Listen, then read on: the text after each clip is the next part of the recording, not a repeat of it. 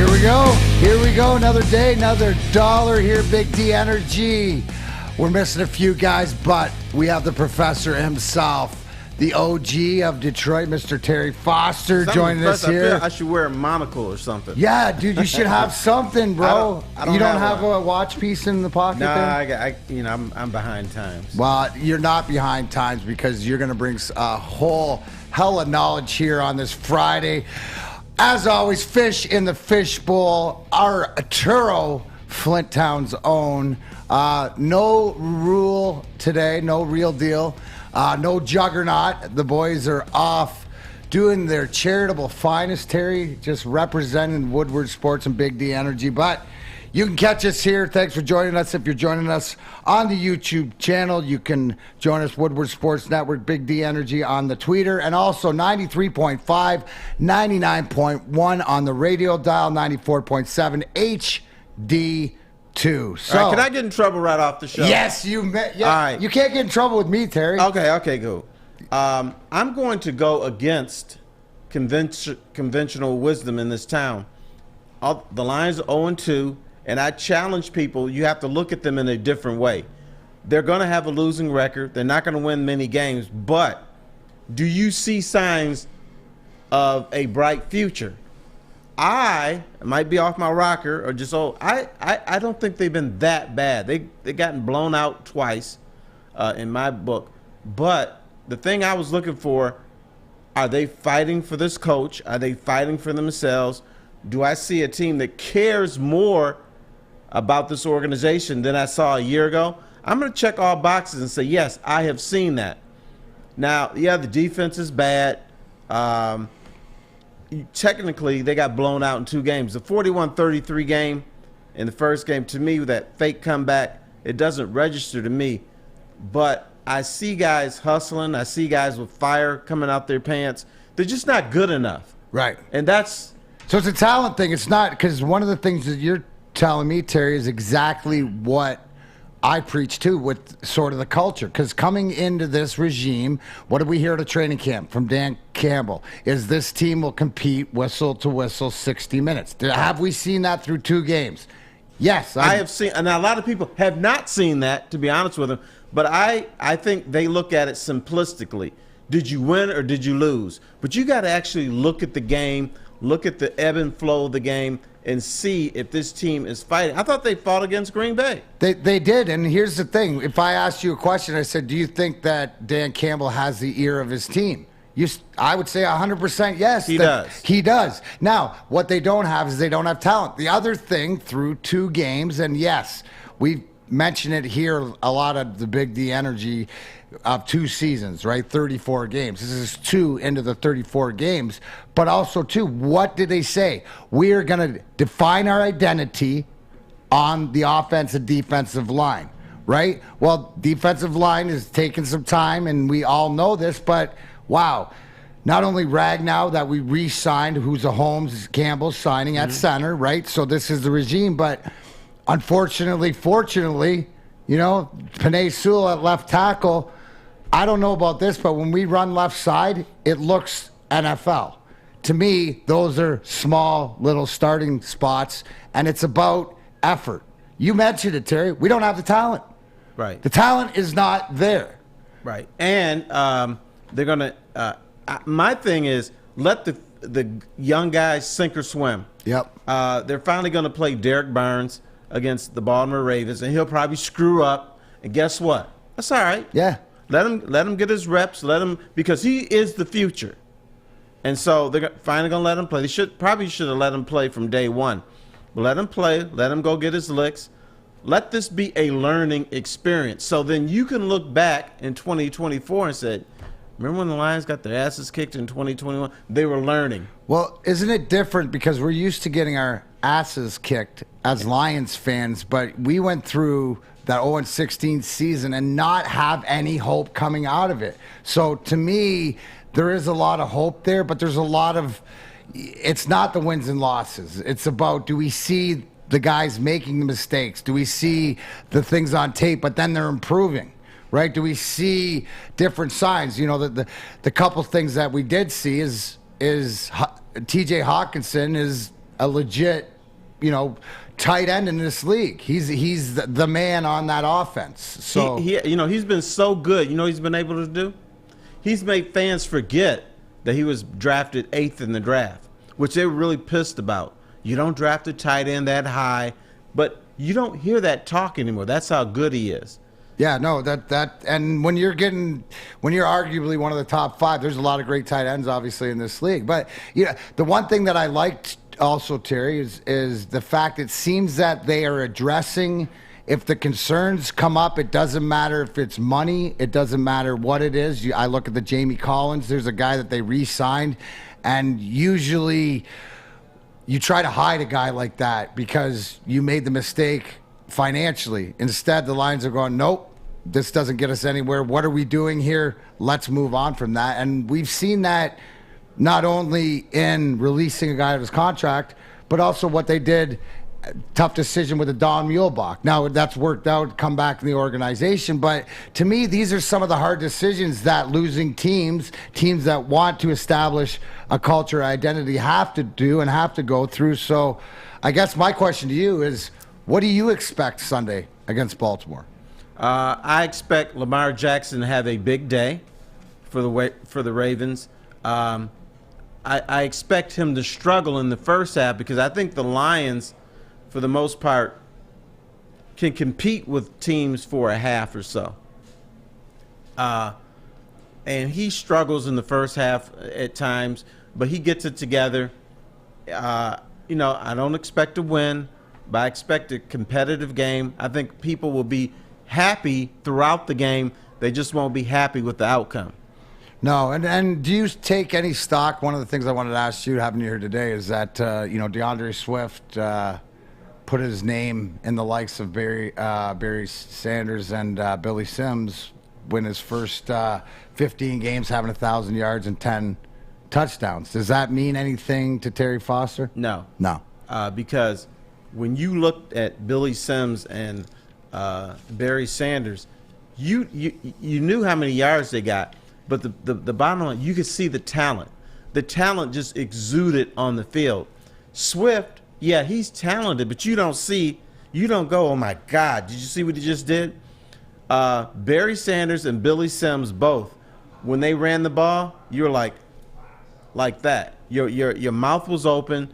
You were waiting for more to happen, and I do not put Swift in that category.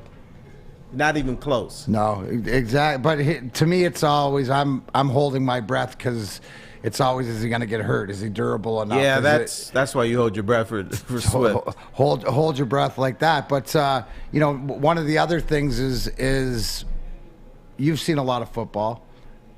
Do we have something special here with this Penei Sewell, and do we just leave him where he's at left tackle, or is it more complicated conversation? Well, the Lions are going to make it more complicated. Okay. But in my world, Penei Sewell is the Lions left tackle today on into the Hinders. They didn't draft to make him a right tackle. They drafted him because he's special. They drafted him because left tackle is a very important position, and they drafted him to wait his time behind Taylor Decker. But I'm sorry, it's a young man's league. He has shown that he's a different player at left tackle. I'd leave him there and tell Taylor Decker, sorry, bro, you got to be a right tackle. That's for the betterment of the team. That's the betterment for the future, because the Lions are not going to be winners for another 3 or 4 years. By then, I want Penei Sewell to have as many reps as possible at left tackle as he can. I don't want him flip-flopping back and forth. He's the left tackle of the future. Well, leave him there. If I look at this lineup, right, and if I look down from a sky view of 11 guys, right, and if I look at the gold standard on our offense of what it can be, you got Ragnow at center, you got Sewell at left tackle, and you got Hawkinson at tight end, right? Is that not a start 2 games into sort of a reap to say that you could have those are viable? Am I fair enough to say that, wow, these 3 guys could be a viable option on a team to win championships. Yeah, and I'm going to throw Taylor Decker in that too. Okay. Because I don't think he's going to be a bust at right tackle. He's an older player. He can adjust better. And if you have your best players, you put your best players out on the field, and Taylor Decker is your right tackle, I'm okay with that. I got a question from the non-football guy here. But right, be I know art. left tackle is the most important because of the blind side, and obviously, but is it too hard to say because we're saying, well, move Taylor Sewell to right tackle, but what about left guard? Wouldn't a left tackle be easier to move to left guard, or is it? I don't like that. You don't? Okay. He's one of the more athletic guys on the line. So that's because he can move and he can shuffle and stuff like that. Those two positions are very important because who's attacking your quarterback for the most part? It's the defensive ends. So they're going to come from your left, they're going to come from your right, and I want my better players at those two positions. The left guard, right guard, important, but not as important. I get it. They're just like Terry Foster just said, the right winger on the grind line is way more important than the left, right? What'd you have, Absolutely. Yeah, here's my question. What if Decker's just like, nah, I'm staying put. I'm the veteran here. What do the Lions do then? Because then at that point... I don't think he has... He doesn't have the stock to do it. He's not Orlando Brown or... Lomas or whatever like this. This is a little bit different, I think. Because here's the thing, Art. The proof will be in the pudding. The tape will be there, right? The eye in the sky never lie. That's what Joyce says, right? So 8 games, whatever Decker comes back, it'll be in a position where and great players usually make it tougher to pull them out, right? Tom Brady, Drew Brees. Right. And I have a one-word answer for that. Tough. Sorry. That's two one-word ansers. Tough. Sorry. Okay, 2 one-word answers. I love it. Maybe I'll just stick with tough. Now, speaking about tough, because Neal Rule was so adamant of not watching Thursday Night Football last night. If anybody did catch it, that the Carolina Panthers beat the Texans of Houston 24-9. So that'll be a spread or cup. Did you watch that Davis Mills and Sam Darnold fumble sandwich? I watched it and got so bored that I thought about turning on the WNBA game, but didn't. I heard that thing looked exciting though. Thought about it. Thought about it. So is that the closest you've thought about putting a WNBA game on when you had the option? I've watched a few. No, I know you've watched a few, but that's probably there's been no football on. I think Candace Parker is cute, so I check her out. There it is, ladies and gentlemen. That's all we were trying to get to. Terry Foster with his love of Candace Parker. And he's got a great outside shot. And not letting you off the hook, I got some business to take care of with you, fella. Oh, okay, good. I love to hear that. But anyways, if you want to bet, like at our bookie, our studio, mybookie.ag, you can bet whether that I'm going to escape this confrontation with Terry or not, but go to mybookie.ag. This Saturday, hopefully not right now, there will be blood, Art. There might be blood right here. Who knows? Stick around. Head to mybookie.ag and get on the UFC first blood promotion. When any fighter on the main card bleeds, you win. The second you see blood, you get paid. With this bet centered around 5 main card bouts, including 2 title fights, the octagon won't stay dry for long, so take advantage of this opportunity. Easy money, mybookie.ag.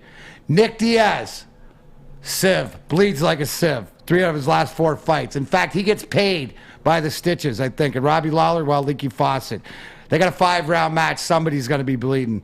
So head to MyBookie now. Still goes the 100% match bonus. Put in 100, get 100 with using promo code Woodward. That's not all. There's a $50,000 NFL Survivor pool. UFC, free shot at $50K. What else do you want? This is a winning season. Oh, yeah. And the Lions, they are +8 right now at MyBookie if you wanted to bet them. Anyways, bet anything, anytime, anywhere with MyBookie. Gambling problem, call Michigan Problem Gambling Helpline, 888-223-3044. He is Terry Foster. I'm Darren McCarty. We are Big D Energy here, Woodward Sports Network. We'll be right back. Tony is a third-generation logger that has a simple, practical approach to life and work. That's why his Coast DX342 knife is perfect for him. The stainless steel blade is rust resistant and made for all-weather use. And the double roll-lock safety ensures that it will never inadvertently close when he doesn't want it to. That's why Coast is trusted tough. Welcome back here on Big D Energy, Woodward Sports Network. Darren McCarty, Terry Foster, Arturo from Flint. He's got smiles on today. Fishing the fish bowl, jamming out. We're running around because we got Ryder Cup on fish. We got Ryder Cup, stuff like this. But we were talking about the Lions. We liked the effort. We liked what we sort of saw. But you had a bone to pick with me, sir? I do. Okay. You got a little clout around here, right? Wait a sec. I don't know. I could. A little bit. I'm not saying you're running the joint. I'm not running the joint. No. I know that. But I know where I can knock on a few doors. Like I have the elevator key. All right. Now I heard a rumor. Ooh. That you played in the NHL. Is that true? You know what? There's a small rumor that they could say I played, took up a space, but yeah, right. I made my way around the ice. Now you were at Woodward Sports. You know what? Woodward Sports. You know what sport this network ignores? Hockey. Yeah. You can go. Did you not know that, Terry? Did you not know that way back when I told everybody that they hate that hockey sucks and they hated hockey? Where's that bit? We'll have to bring that bit back. Well, you know what? Art's going to do some big J journalism. We're going to do some digging in, and I'll bring back the fact that I brought this up, that nobody likes hockey. But you're telling me, are you telling me you like hockey? Yeah, I do. Well, let's talk some hockey, Terry. I'm always willing to talk hockey. Right. Don't get it twisted. You'll never guess growing up who my favorite goalie was. Eddie Neal. Gump Worsley. Gump Worsley. Gump was he like 4 Terry, foot tall? you're just dating yourself there. I know. Yeah, Gump Worsley, the Gumper, one of the all-time classics. No, I'd be more than happy to talk any hockey. In fact, do you know his first name? It's not fair. Glenn. I thought it was Lauren. It might have been Lauren. I don't know. Well, you know Glenn. what? That's why they got the Googler. But here, there's two issues concerning the Red Wings. One that the Red Wings created and one that I created. So I want to pick your brain on this. You know what, Terry? Hold on. Everybody, buckle up here, Big D Energy. We're going on a hockey talk. There's a lot of hockey fans. And we're going to find out what Gump Worsley's real first name is. And is it you know Lauren? what? We got to start there. It is Lauren with an E. Lauren, okay. Lauren John Gump Worsley. Look right. at Terry's favorite players born in 1929.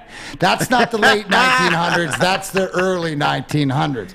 Anyways, so for all you out there in Big D Energy, this will be your hockey talk with Terry Foster. All right. But it's more issue than hockey. But still, it involves the Detroit Red Wings.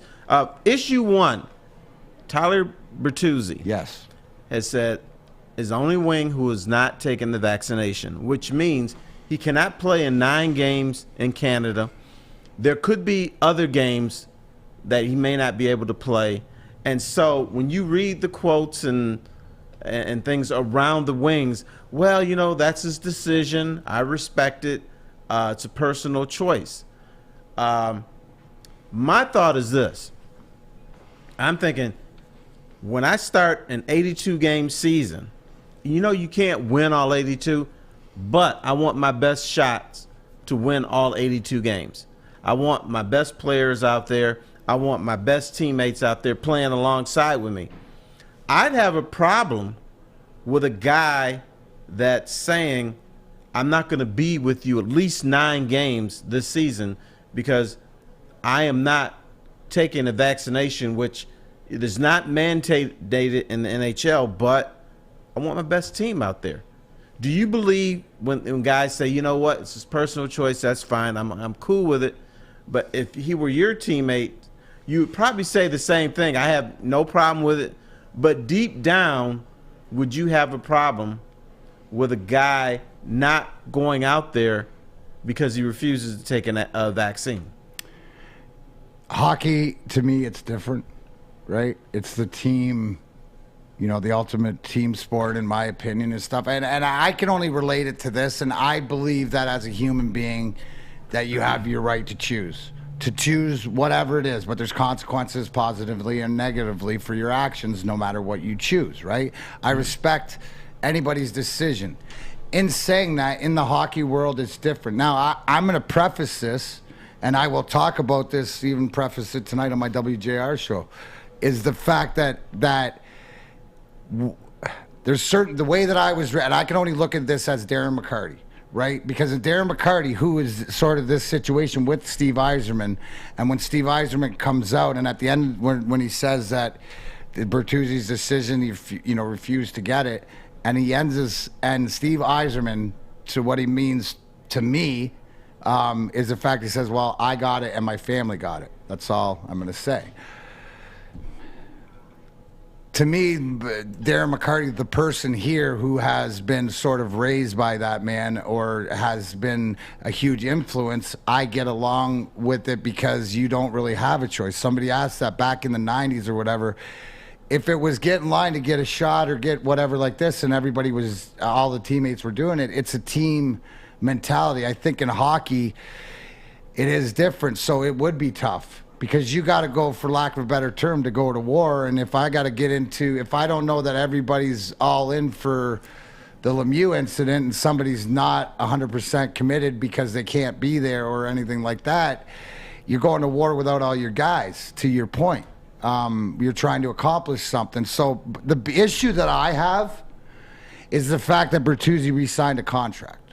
So shouldn't these things have been all talked out and worked out before he agreed to commit to a new deal with the Red Wings? Like, this should have all been worked out as far as a conversation to whatever. It's to the point saying, as he signed his contract, but then it's released, he didn't get the vaccine, so because of that, here it is, and he's not playing I don't, it's just the way that it happened. It's sort of puts him on the island, but it also, too, puts him that you're not in with us. And I'm sorry, but the Red Wing, it's about the wing on the front, not the name on the back. And no matter what you mean about personal decisions, in this instance, with this organization, that, yeah, Terry, I did play there. I won 4 cups there and all that stuff. That's sort of, to me, it's a no-brainer because all the other guys, but that's, I don't know, and there's no medical, there's no religious, there's no other than I don't want to get, and I'm not getting into right or wrong because it's your decision, but again, understand there are repercussions, positive or negatively. I think that as it goes and then it affects, because how can you not say that if Bertuzzi doesn't play in Toronto and you lose that game and then you're out by the playoffs by a point or 2 points, that it wasn't. It's sports, you're going to speculate whatever it is. So on one aspect, I respect him as a human being, but it's also, too, in this situation of, if I believe so much, then I would have removed myself. You know what you know who's going to get involved in this? Us guys in the big bad media. Here's why. If you go to Toronto, you lose 2-1, somebody's going to speculate, hey, if you play, maybe you either go to overtime or maybe you win 3-2. So, but you never know. You can still lose 2-1. It's hindsight. It's right. You could lose every game he plays. You could win every game he doesn't play.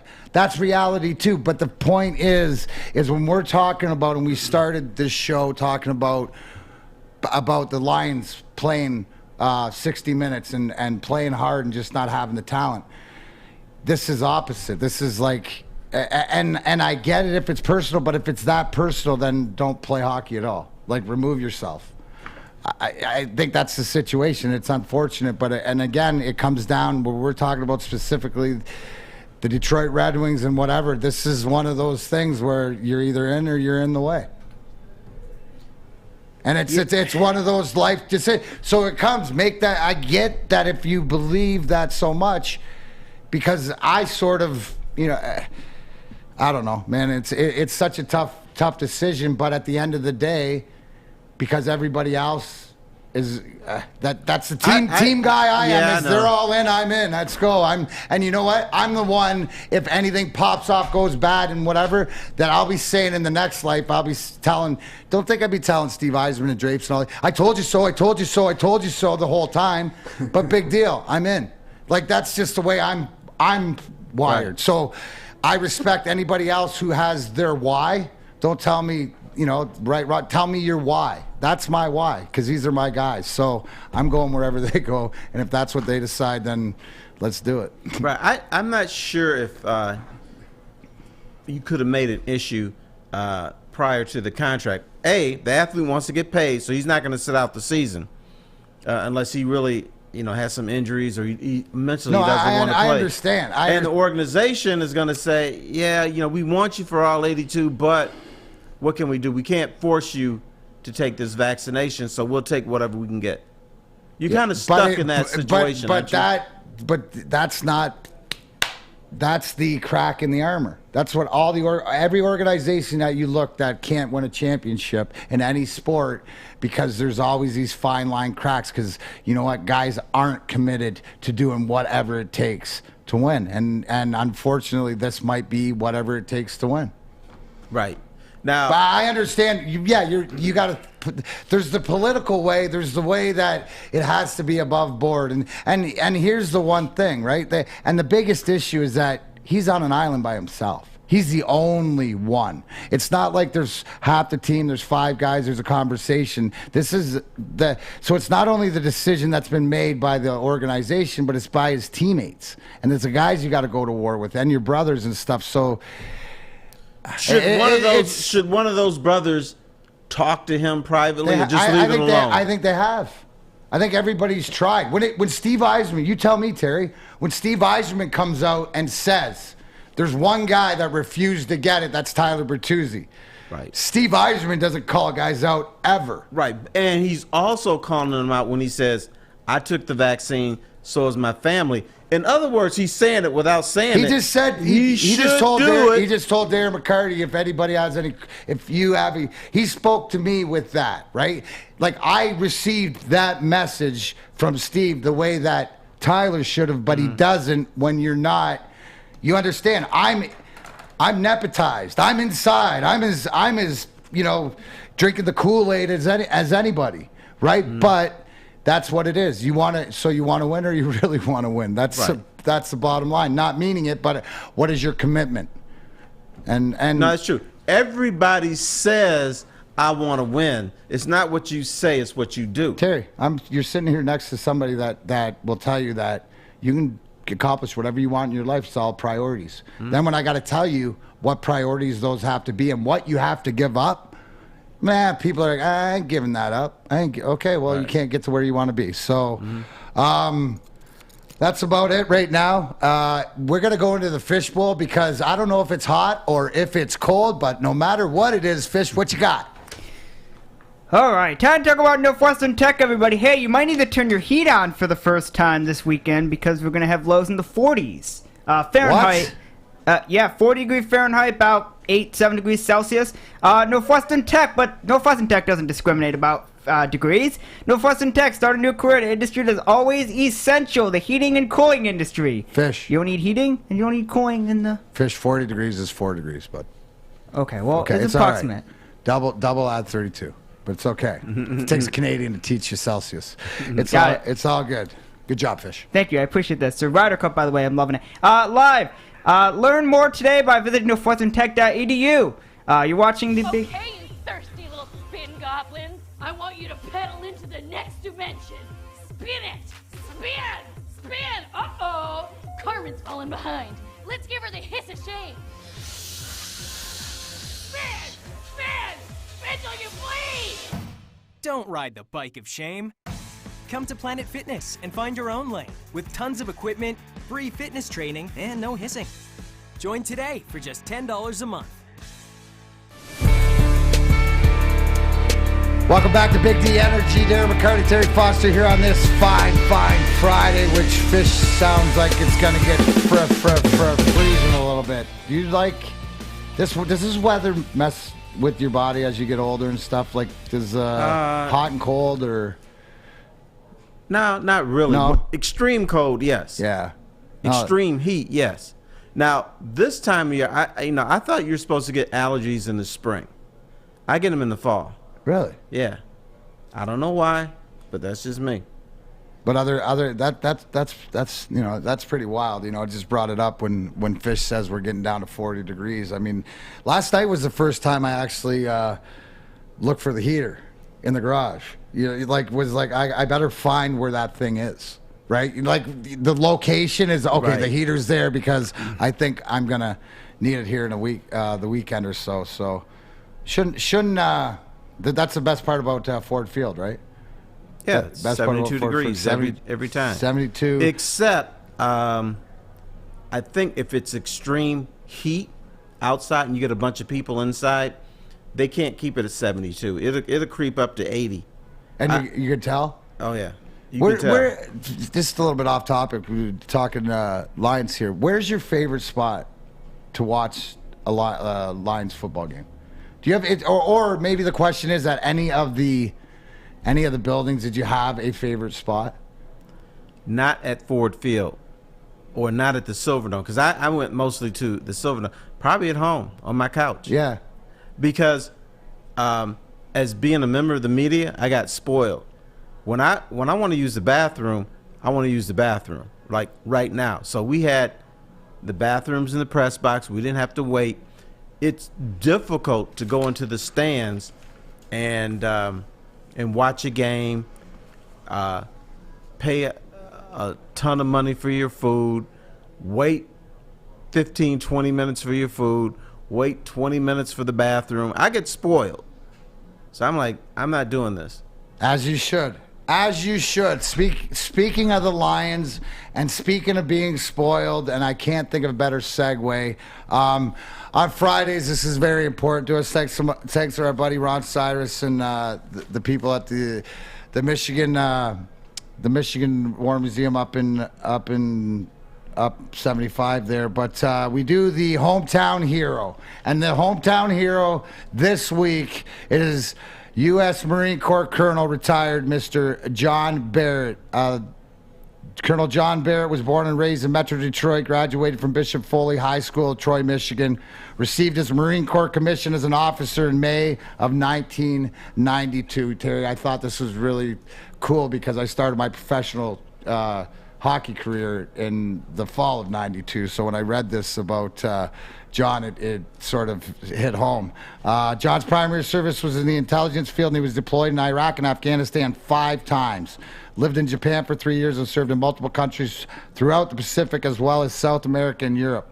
Served as an advisor to the Iraqi Army, recruiting over 30,000 soldiers in 6 months, 3 years with U.S. Special Operations Command, and multiple special assignments throughout the U.S. and around the globe. After completing a fellowship with the Brookings Institute, John was published in the Washington Street Journal and served for 18 months as the Chief of Staff for the 2nd Marine Division, where he was second in command of 15,000 Marines. John finished his career as a commander of Recruit Training Regiment at Parris Island, where he was responsible for leadership of 1,500 officers and instructors as they trained 20,000 new recruits each year.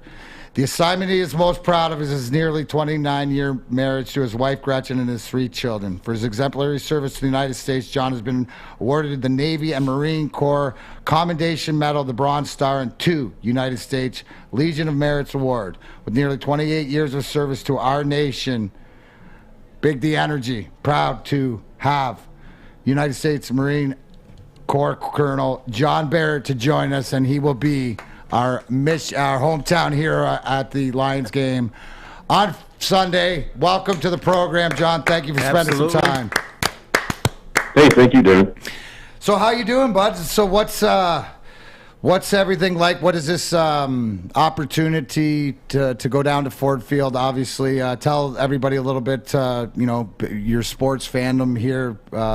Obviously, growing up, actually, I live at 12 in Campbell, so just down the road from Bishop Foley. So what does this mean to you to be honored, obviously for your service, but to Ford Field?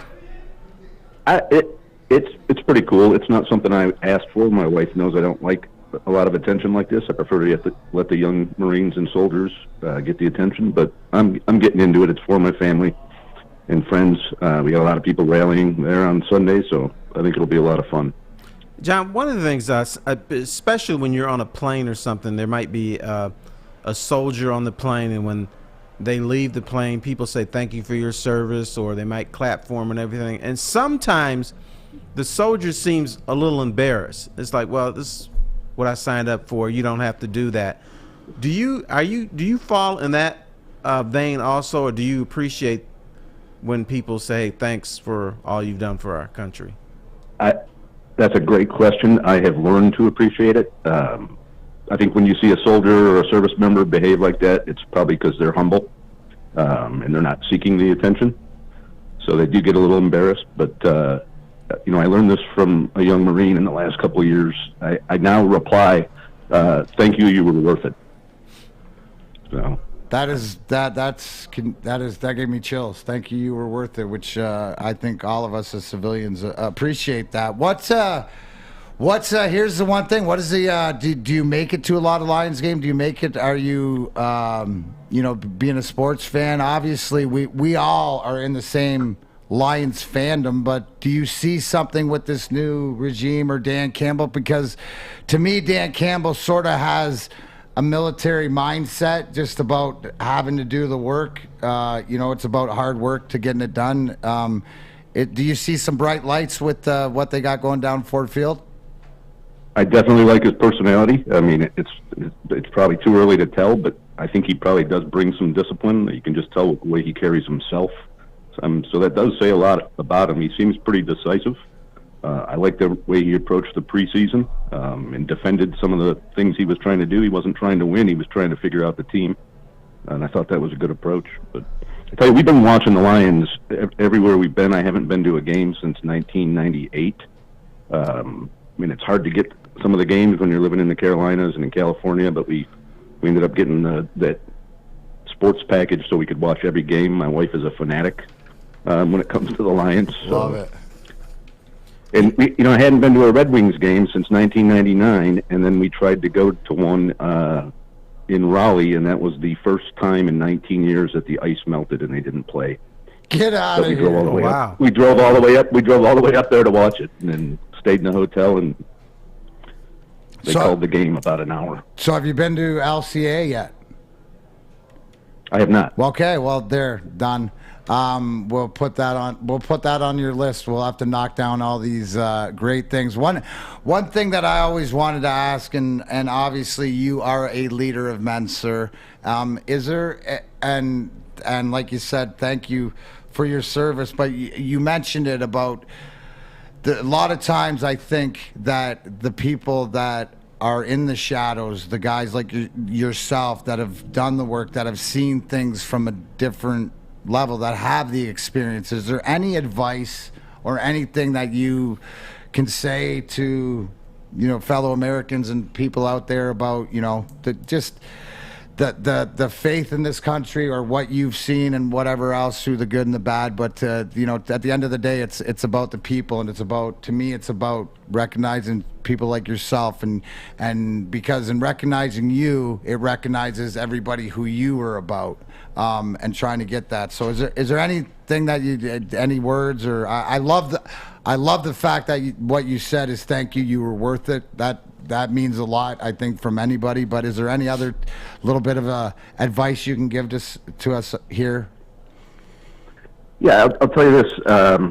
Whether you're in Iraq or Afghanistan or wherever you're fighting, this probably goes back to the dawn of war. We're fighting for the mission, but we're really not fighting for the Marine Corps. We're fighting for each other. We're fighting for our fellow Marines, the man and woman to your left and right. And this is not unique to me. This is not my thought. I've heard many service members say this. When you're in the moment, you're fighting for the person next to you, and to make sure you get through that, and to stay positive. It's so easy to get negative about stuff and to get down on yourself when you're losing, but to keep that positive energy and not give up. I love it. That's U.S. Marine Corps Colonel Mr. John Barrett, and he is the John, let me ask you real quick. Afghanistan, was it worth it? That war, that 20-year war? What's your position on that? I think it was.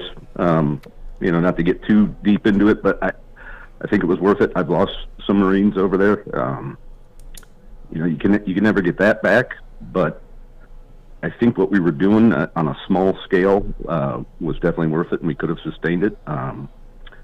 We're bringing Afghan refugees to Western Michigan now, and so it's a shame that we have to do that. We could have stayed over there and maybe kept them going. I can see both sides of the argument as well. But. Well, if you're at Ford Field, please stand up. If you're at home, like I will be watching on TV, please stand up when this hometown hero, Mr. Colonel John Barrett, thank you for joining us, Big D Energy. And I will have that open invite. Mr. Cyrus will be reaching out to you, and we'll see you down, get you to a game at LCA. Thank you for your service and for being a leader of men, and enjoy the game Sunday. Hopefully you can bring us Lions some good luck. Yeah, John. All right, thank you both. Yeah, try not to be Lions free after the game. So we'll see what happens. There we go. But we always got to move on to the Red Wings. So that's Colonel John Barrett, the hometown hero. What a great segue. As he said, it's not like anything else, guys. It's said if life gets tough, get out of yourself. Now, you can do that in two ways. CoastPortland.com. WSN 20% off. You can get yourself the machete. You can get yourself the lights, the lamps, and you know what? It's Friday. Hashtag How We Coast Friday. Here it is. Steve Saunders. Oh, I wonder if it's the same guy from the Peach Pit. Isn't Steve Saunders from Beverly Hills 90210? I believe so. I believe so. Anyway, Steve Saunders says, lamps and lights, how the heck do we survive this water? I don't know what that means, Steve, but I read it, so you got it. So, Steve Saunders, expect your CoastPortland.com. Until then, WSN 20. This thing is getting sharper every day. Big D Energy, Woodward Sports Network. We'll be right back. Fellas, football season is here. It's time to make your grooming experience easy like Sunday morning. Get to Lady Jane's Haircuts for Men. Walk in, relax, watch your favorite team play, and before you know it, your hair will be game ready. Get to Lady Jane's, open 10 to 8, 7 days a week. Walk in anytime. It's wicked awesome. Make sure you download the Woodward Sports app in the App Store and the Google Play Store today. Take Woodward Sports with you wherever you go and listen live on your phone or mobile device. Welcome back, Big D Energy. Terry Foster, Darren McCarty here on this fine Friday. Couple things I want to stick to Ford Field because one of the best ever to do it. Obviously, Hall of Famer and stuff. Calvin Johnson, friend of the show, put up a tweet this Sunday. Who's coming up? They're going to honor his Pro Football Hall of Fame induction. Is Calvin going to show up? The first thing I got, Terry, is that if you want the ultimate baller PR move, is that when he comes out, you have Sheila Ford Hemp come out there and present him with a $1.6 million check. That would be balls. When you see that is how, and I don't care if you hear this idea for the first time right now, the Fords, or you've thought about it yourself and been waiting for it. Just make it happen. You know what I'm saying? There's so much good could come. And is there anything in the back of your mind because Calvin tweeted out, because he's showing up, that, or is he doing that for the fans? You know what? He's doing this for the fans. Now, whether we see Calvin Johnson again after this, that's debatable. But a lot of times teams want to honor their Hall of Fame players. He wants to be recognized by the fans because he had a hell of a career, and it would be foolish of him to punish himself by not showing up, by not letting the fans thank him. Now, there are other athletes who would not show up. For instance, Dennis Rodman, you'd have to worry about him showing up. You'd have to worry about Joe Dumars showing up if the Pistons had something for him. Now, he's shown up before, but he would be reluctant to want to do this. And Calvin might have those second thoughts in his mind, but he'll be there Sunday. Well, it's to me, it's like something's brewing. I mean, I don't know. I'm skeptic or whatever like that. It seems like something's brewing because it's too easy. Like, wouldn't it be? I would tweet out, maybe I'll see you there. Might see you there, might not see you there. You know what I mean? Like, I think about it. Like, it's too. I just wonder. But is it body language that you're gonna read? Is it the interaction? Like No, because it's the body language. because Calvin can't play politics, right? Like his body language can't play. Calvin's just a good dude that if he's like shoulder slump or whatever, he'll try to put on a smile or whatever like this. But to me, he's one of those guys that if he's uncomfortable, I can tell. He's like Sergei Fedorov. You know where Sergei stands, right? Certain guys. Calvin doesn't say a lot, but he says things in unspoken terms. Right. I mean, there's a possibility he could be out like, okay, here I am, whatever, have that attitude. Or he could be upright, smiling, and, this is a great day. So that's what you need to read Sunday.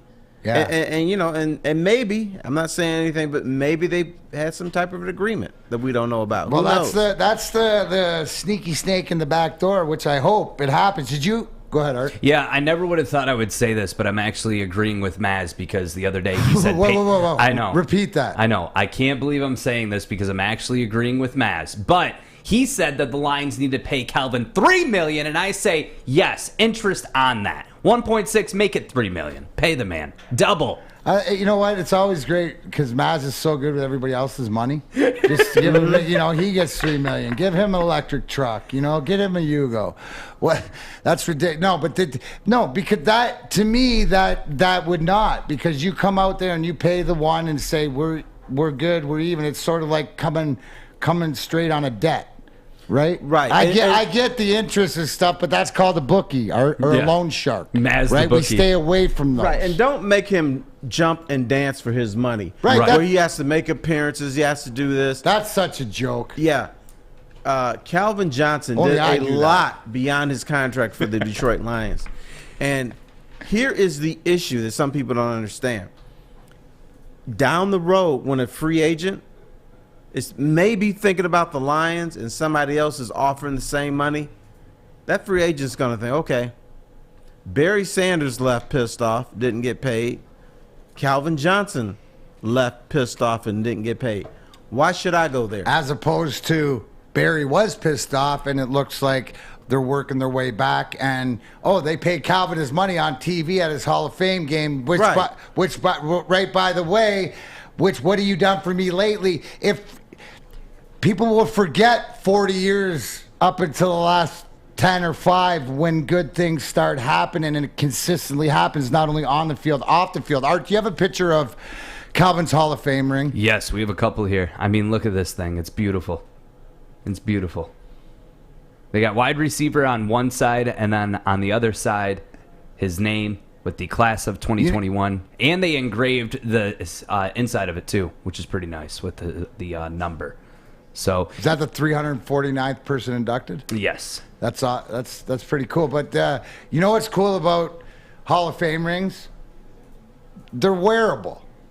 It's not gaudy like the Stanley Cup rings that take up your whole hand. People ask me why I don't wear them. Well, I'm not responsible enough to wear them, but they're too big and gaudy. The championship rings are ridiculous. It's almost like somebody decided to outdo, and I got to outdo you, and you got to outdo. Where do you keep 4 Stanley Cup rings at DMac and the safety deposit? Okay, that would make sense.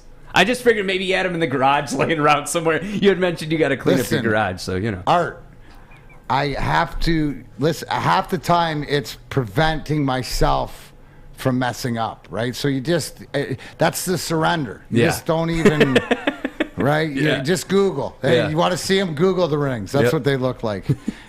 Different stuff like that. But we had a couple things just to stay on the Lions here going into Sunday. I'm always intrigued when there's some sort of inner battle, either to guys that have played on other teams or maybe guys that have coaches. But looks like Corey's uncovered that there's a little coaching, Anthony Lynn versus his son on Sunday. I hadn't thought much about him, to be honest with you.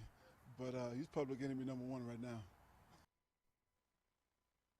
He literally just said he's public enemy number 1. That's it. And that's true. Awesome. I don't think he means it. No, come on. Well, he doesn't, but he does. Hey, it's the same way, man. It's game time. You know what? That's a front you have to put forth to the fans, because the fans have to think, Anthony Lynn, he'll even go after his mother. He'll go after his son. He don't care. Well, listen, if it means a Lions Super Bowl, like, I'll go after it. Everyone can get it. If we're getting a Lions Super Bowl, my son's getting it. All my 17 kids, they can get it. This is not the Super Bowl, just to let you know. Hey, one last thing, because when we were talking with Ballin' with Bell yesterday, and we'd mentioned DeAndre Swift doing his hurdler, and Joy had said you can't jump with 2 feet. You can't. He was given but so Deuce Staley, the running backs coach, had something to say about DeAndre Swift leaving his feet. You just got to get it right. It looks good when you get it right, and we all know how it looks when it's bad.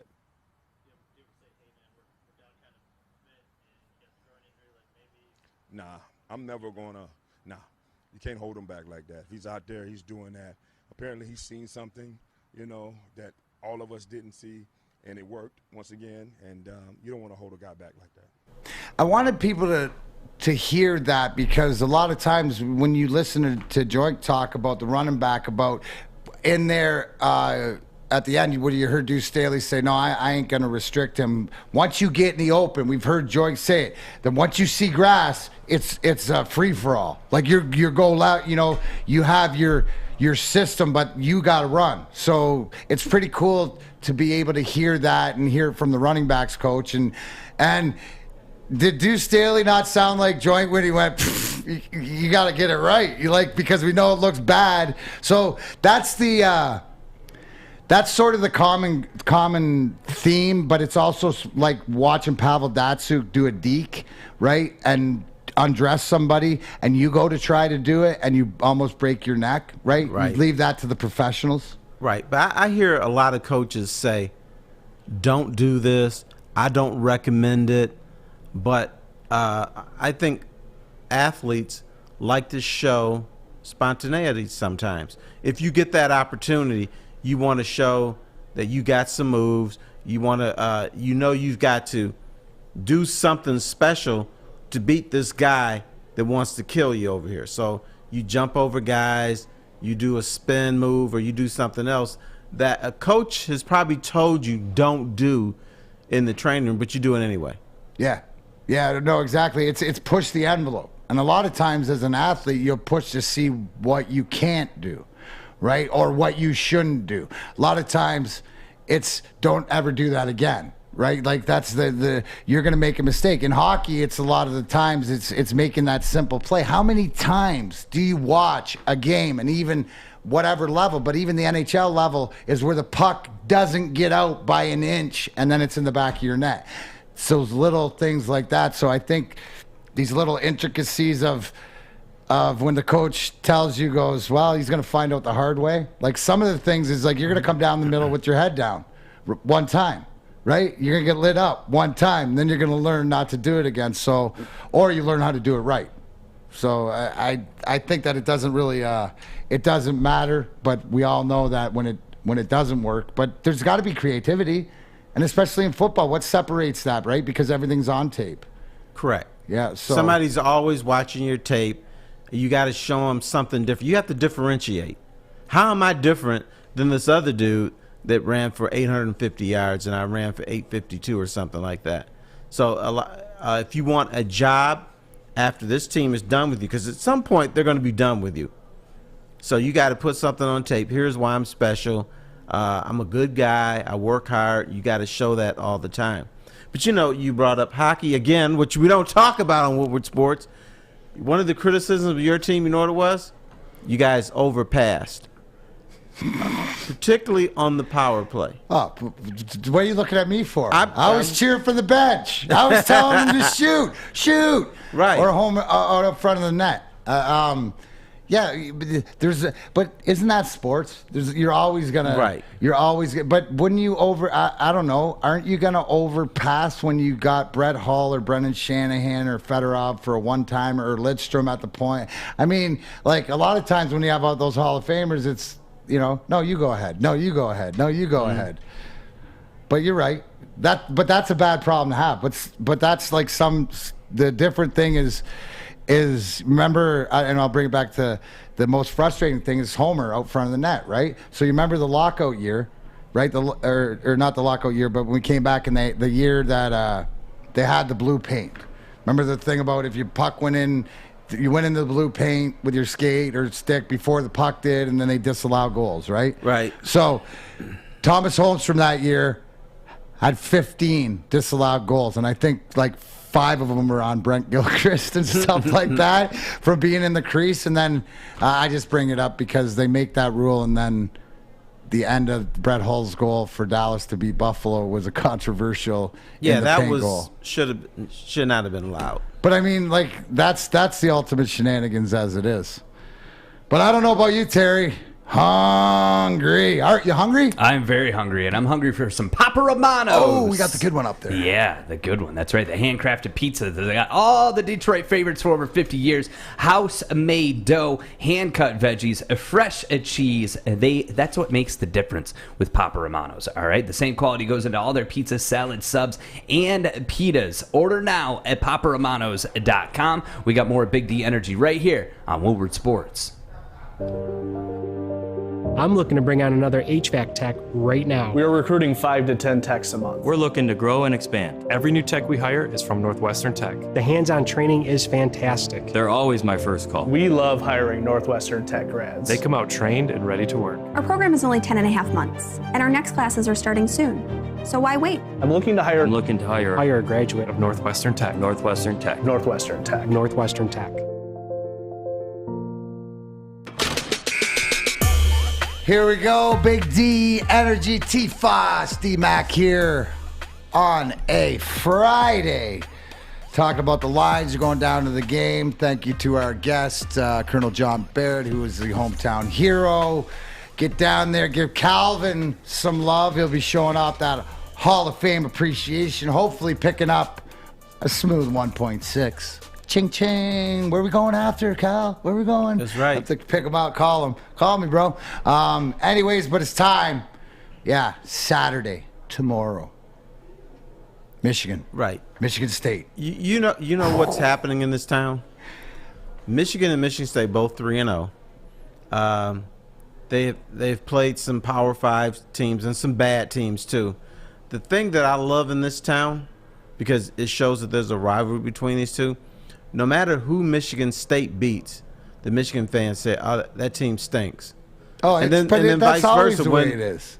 Not more this year than other years. But isn't it more this year? I don't hear. It's more reserved Michigan fan that they're not jumping out ahead. I mean, they're taking the lead of their coach, where we don't hear a lot of noise coming out of Ann Arbor this year from who's got it better than us. No, it's doing it on the field. Now there's things to prove on the field, but it's sort of, yeah, they're going to say that, but to me, this is the first time in a while that both Michigan State and Michigan, they're sort of like, okay, I'm interested. I'm turning the game on. What do we got here? And I love Mel Tucker, what he's done as far as the culture, strip it down, bringing the kids in. His comment the other day is that somebody said there's 3-0, and he said the kids, how'd you like to be 3-9? Which means we got work to do, right? We got Nebraska this week and, stuff like that. So they're ready to go. And you're right, Terry. That's always the Michigan. Yeah, they don't play anybody, that, or whatever, but they still got a big test. And their big test is when they leave Ann Arbor. Right, and maybe both programs have been humbled. Because I think that's what it. Do you see that? Because maybe that's what I'm saying. I see a little bit more humbleness out of both programs. There's still the nana nana boo boo going on. Well, that's fans. You can't. But it's not the same nana nana boo boo. It's sort of like they're walking where they step. Well, both teams began the year out of the top 25, and that's the place they're usually they're usually top 25 teams from start to finish. And this year they both were knocked out. Now they're working their way back in. I think Michigan's 19th, Michigan State is 20th, so they're slowly moving up. And one thing that someone asked me, is Michigan going to be a factor in the Big Ten? And I originally said no. But then I thought about it. Do you know, Michigan is always overvalued in preseason polls. Like, if they're ranked 5th, they're the 10th or 12th best team in the nation. But this year, they weren't ranked at all. Now, the last time Michigan, in my mind, was ranked lower than they should have been was in 1997. You know what magical thing happened that year? Yeah, they won a national title. They started 14th and ended up winning the national title that year. Then every other year is like Terry Foster just said Michigan's going to win the national championship. Aren't you hear him? No. Oh, that's not what he said? They would do better than we expect them to. Okay. Oh, and then, that's what that was. You know, and may play a competitive game with Ohio State. Ohio State's not all that in the bag of chips this year. No, they're, they got a little bit of time to figure it out before they play Penn State in that East, but and they will figure it out. That's what they do.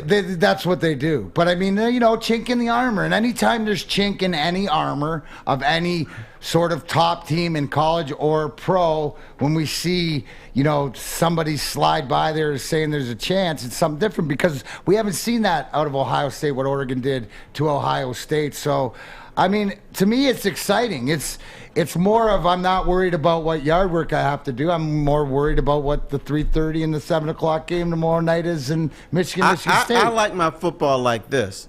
I don't know what the outcome's going to be. Now, I'll sit up here big and bad and say, this team's going to win. But bottom line, I don't know.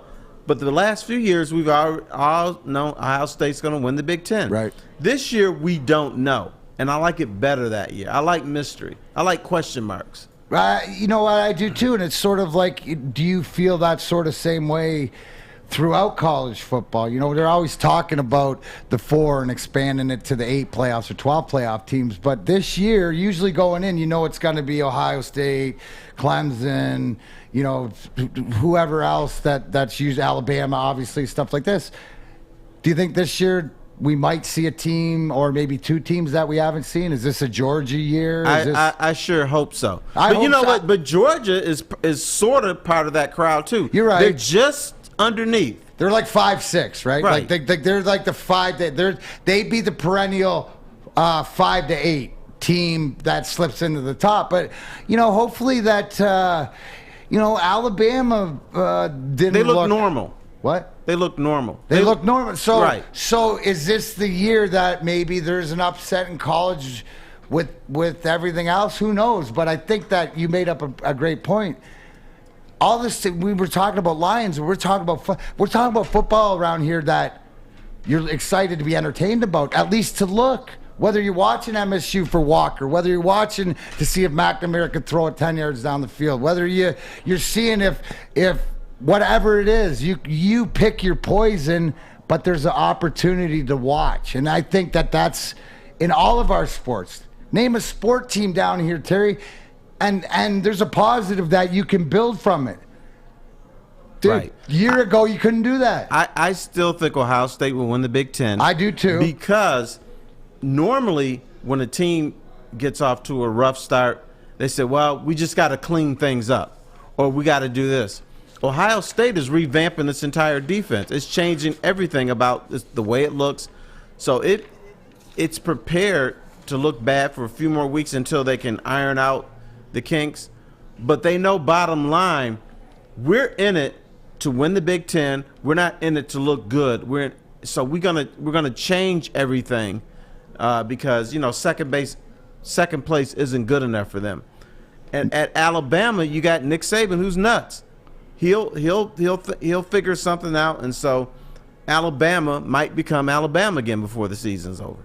Well, you would expect that. See, you bring that point is that the pedigree of the Ohio States with Ryan Day and the pedigree with Alabama and the history, they'll figure it out. It's not something that I think that they just have to put a little bit more work in, maybe a little bit more study time. They can't cruise like they have in the past, and there's holes. Don't we always wonder when that turnover is going to come in different spots? So maybe now it's that this is the time that somebody can beat Ohio State. Whether it's, who do you like right now? Is this Iowa team for real? Is is it the same sort of thing? Because isn't it always Ohio State and then who's going to nip at them? You know?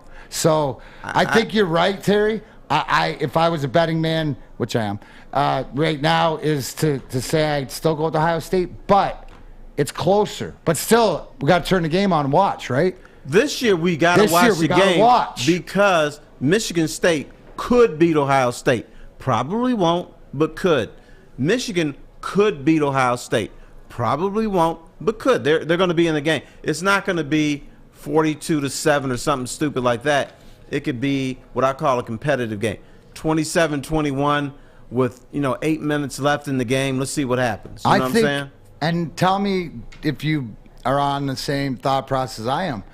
I think this Michigan State game is building up to be a good game, like a really good game with some very viable, like good talented teams, not one that's going to go in there looking for like the David versus Goliath or whatever. I think this is going to be, head on head, running game, who can figure out schematics. I think this is like a Mel Tucker, Jim Harbaugh, sort of like the beginning. It could be a good rivalry. The teams seem closer it is, to me. and it seems like now the tougher team will win. Jim Harbaugh has gone back to his Stanford days. We're going to run the football. That's our bread and butter. And they can still pass it. And Mel Tucker, I'm going to give him credit for it for now. He has changed an entire culture. I don't understand how you bring in 42 new bodies and get them all on the same page. That's a hard thing to do. And that's not just Mel Tucker. That's got to be his assistant coaches. Absolutely. That has to be his captains. That has to go all the way down the line. But that's an accomplishment. That's a culture thing, and that can't be taken out of context about bringing kids in and getting them to believe in the cause. And it's just a different way of building that program. Where the program a lot of these times, so the Michigan kids and Michigan State kids comes right the high school football here. Fish, we got high school football tonight out here on Woodward Sports, bud? We do have high school football, DMac. Give it to me. We have Friday Night Clash. Every Friday, we broadcast one of the best games in Metro Detroit on the Woodward Sports Facebook, YouTube, and Twitter. This week's matchup is Belleville at Dearborn Fordson. The game will be broadcasted at 9 p.m. Eastern Standard Time. It is from Woodward Sports, Planet Fitness, and The Prep. It is on, again, YouTube, Facebook, and Twitter. We showcase the best high school athletes and student sections in Metro Detroit. You're watching Big D Energy on the Woodward Sports Network.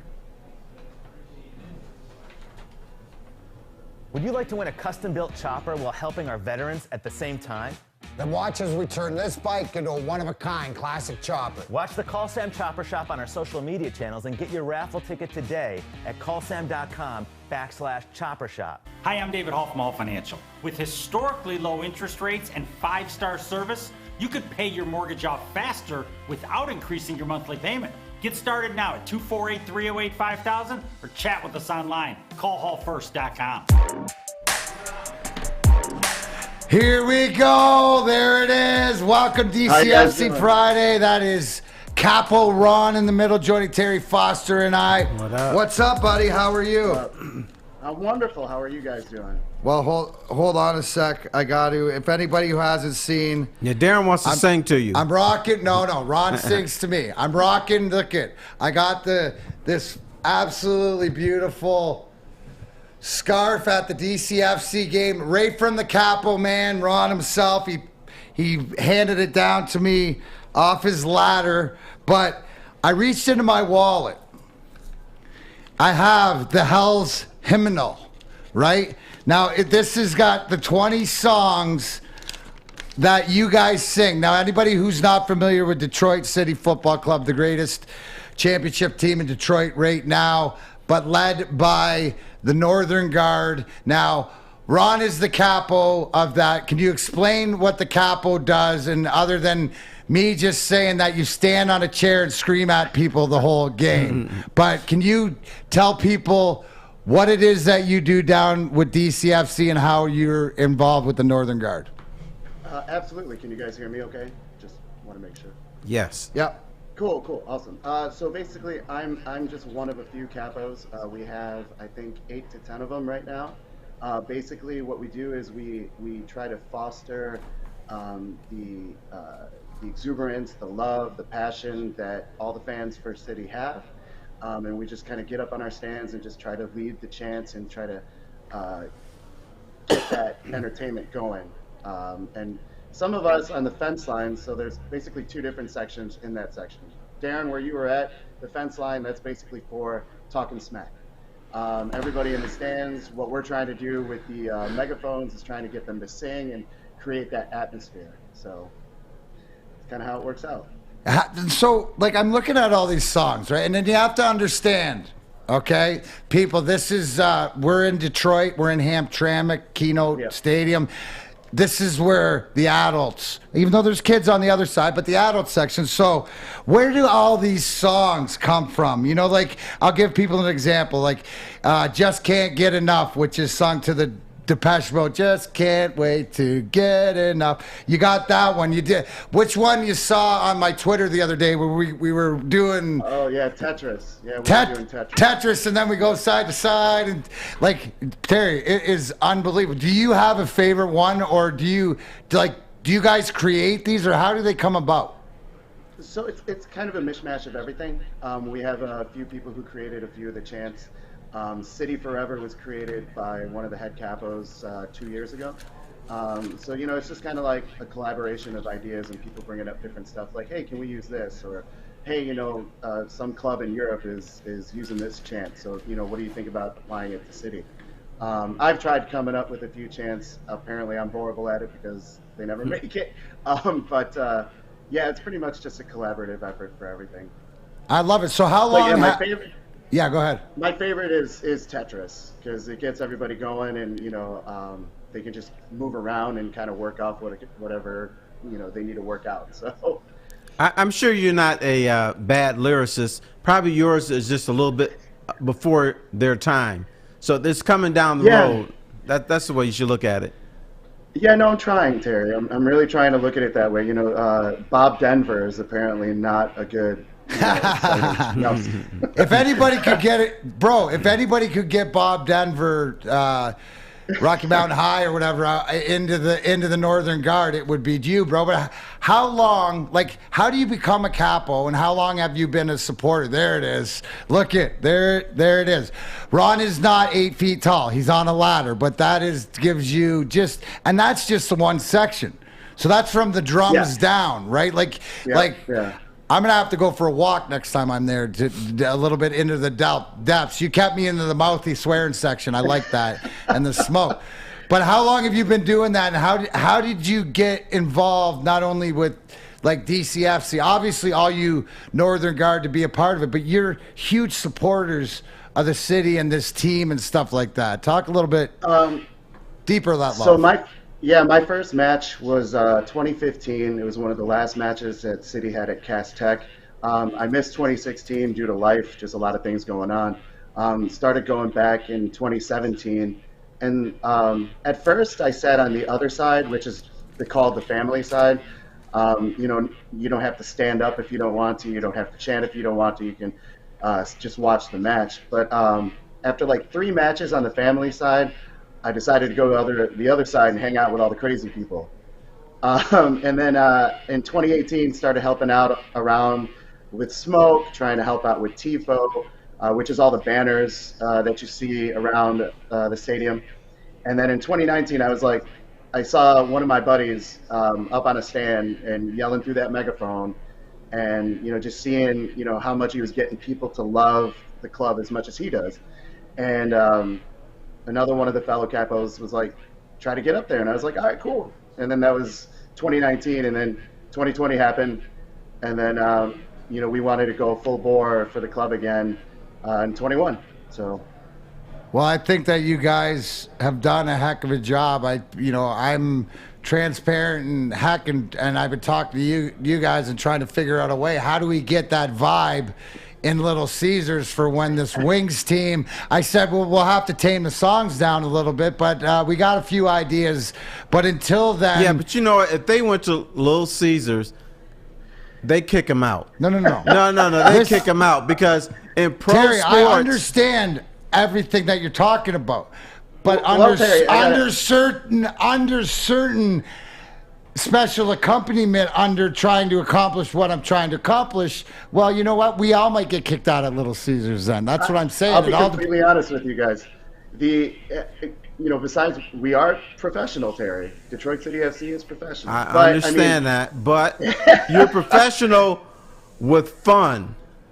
Yes, yeah. So if we wanted to, let's say go to LCA and cheer on the Red Wings like that. One, I just don't think it would be, cost efficient enough for the people who wanted to buy tickets. I mean, let's be real.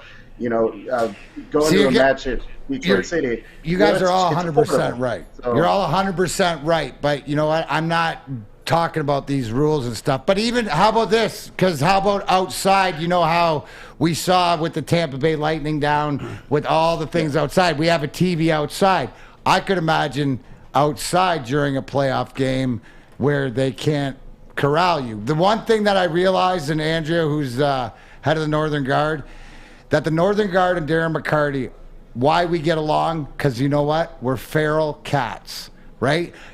No, because the Northern Guard is its own entity. The organicness, and this is why I want people to understand that this is for everybody. If you're Detroit, you want to go down and be a part of it, this might be your jam and your tribe. And it's not about the soccer, it's about the people. And if anything exemplifies the city that it does to me, it's that experience, what you guys capture down there. So it's the attitude that you guys have. I think that the Lions, the Tigers, the Pistons should also adopt that attitude of what the fans have. What's the easiest way for somebody who's listening to this or somebody who hasn't been down there? And hey, I popped my smoked cherry there last week, man, and I'm back. Right. I'm all in. I mean, it was like, I know when I walk into somewhere and go, wow. Okay, I know I was kept away from here for a reason, which because it's so good. So how can people, when's the next game? What's tomorrow night? Tomorrow night. Tomorrow night at 7 or 7:30. Who we got? Who are the enemy coming into town tomorrow? So the LA Force, which is the second place team currently right now, right behind us. So this match is huge tomorrow, especially since City lost last week while you were there. But I mean, all you got to do if you really want to be a part of anything with it. I know, I'm just kidding, DMac. No, you're not. Hey, you know what? My favorite part. Here's my favorite part, right? Because these fans don't stop the whole game with their chants or at the other guys. Is that you see the love because when the other team scored, right in your face, and everybody like that whole hooligan, like, we got you, and everybody, but the love of the fandom of. You know what I'm saying? It's okay to get mud in your eye every now and then, but we lost last week just to lull LA to sleep. Yeah, exactly. You know what happened? Wants to be a part of it. No, you know what happened if you showed up at Comerica Park? They'd tell you to sit down and shut up. Oh, I didn't. That's the difference. Listen, I got this. I got this all figured out. You're right, but we're not going inside. Am I lying? We're not going in. Well, right. you are, Terry. But I was gonna try to use some of that T-Foss juice. You got some. I'm telling the truth, but I'm lying at the same time. All right, I got you. You tell the truth. You tell the truth. All right, Ronnie. If I don't see you tomorrow, dude, I'll be looking for pictures and stuff and get those fans going. I can't thank you enough for the sweater, and I'm studying my hems. I'll be and when I'm there, I'll be Tetrising it up. That was so much fun.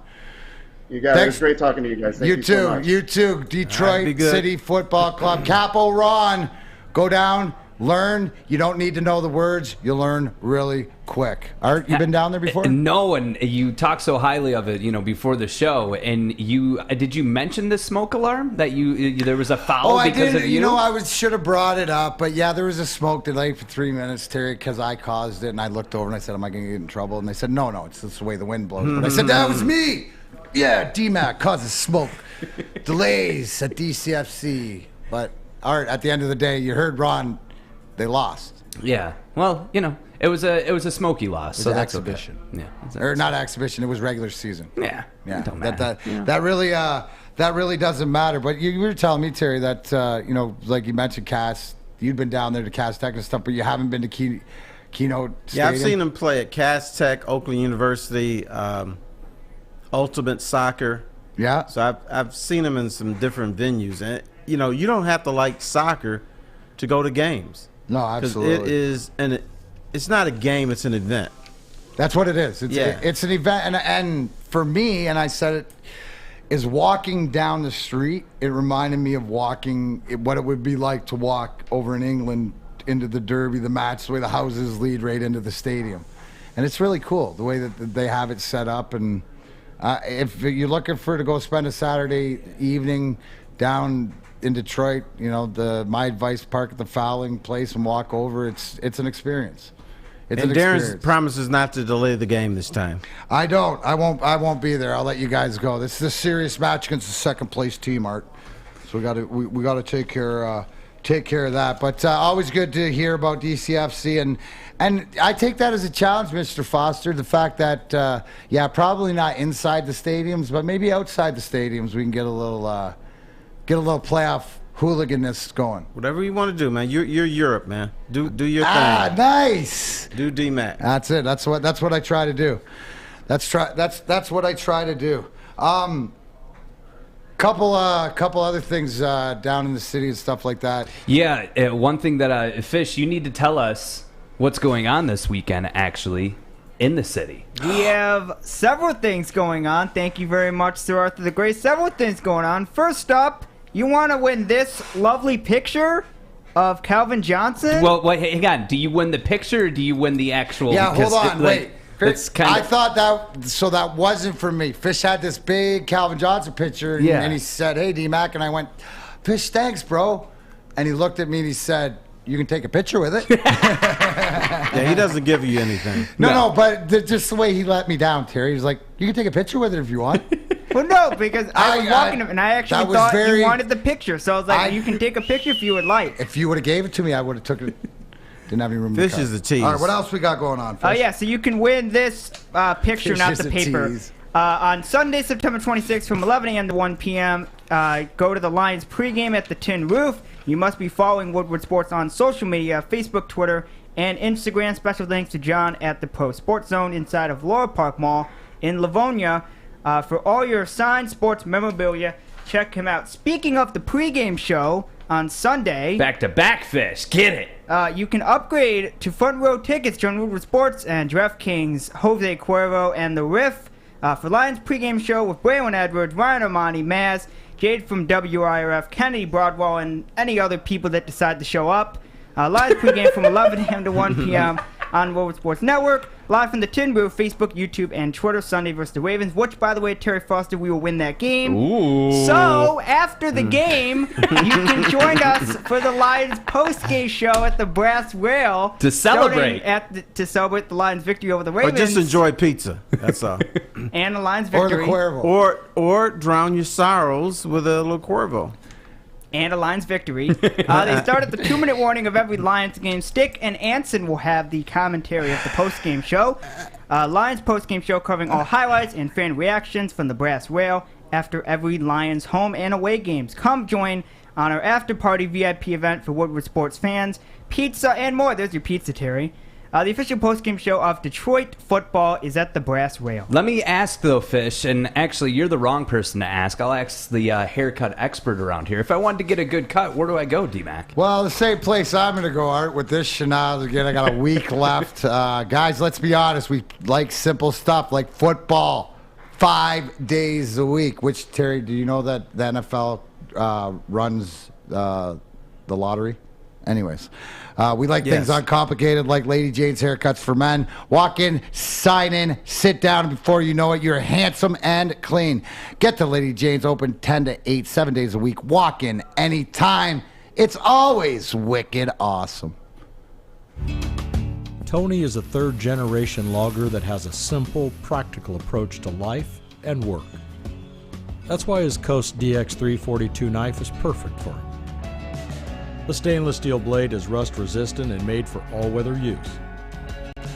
And the double roll-lock safety ensures that it will never inadvertently close when he doesn't want it to. That's why Coast is trusted tough. Welcome back here on Big D Energy.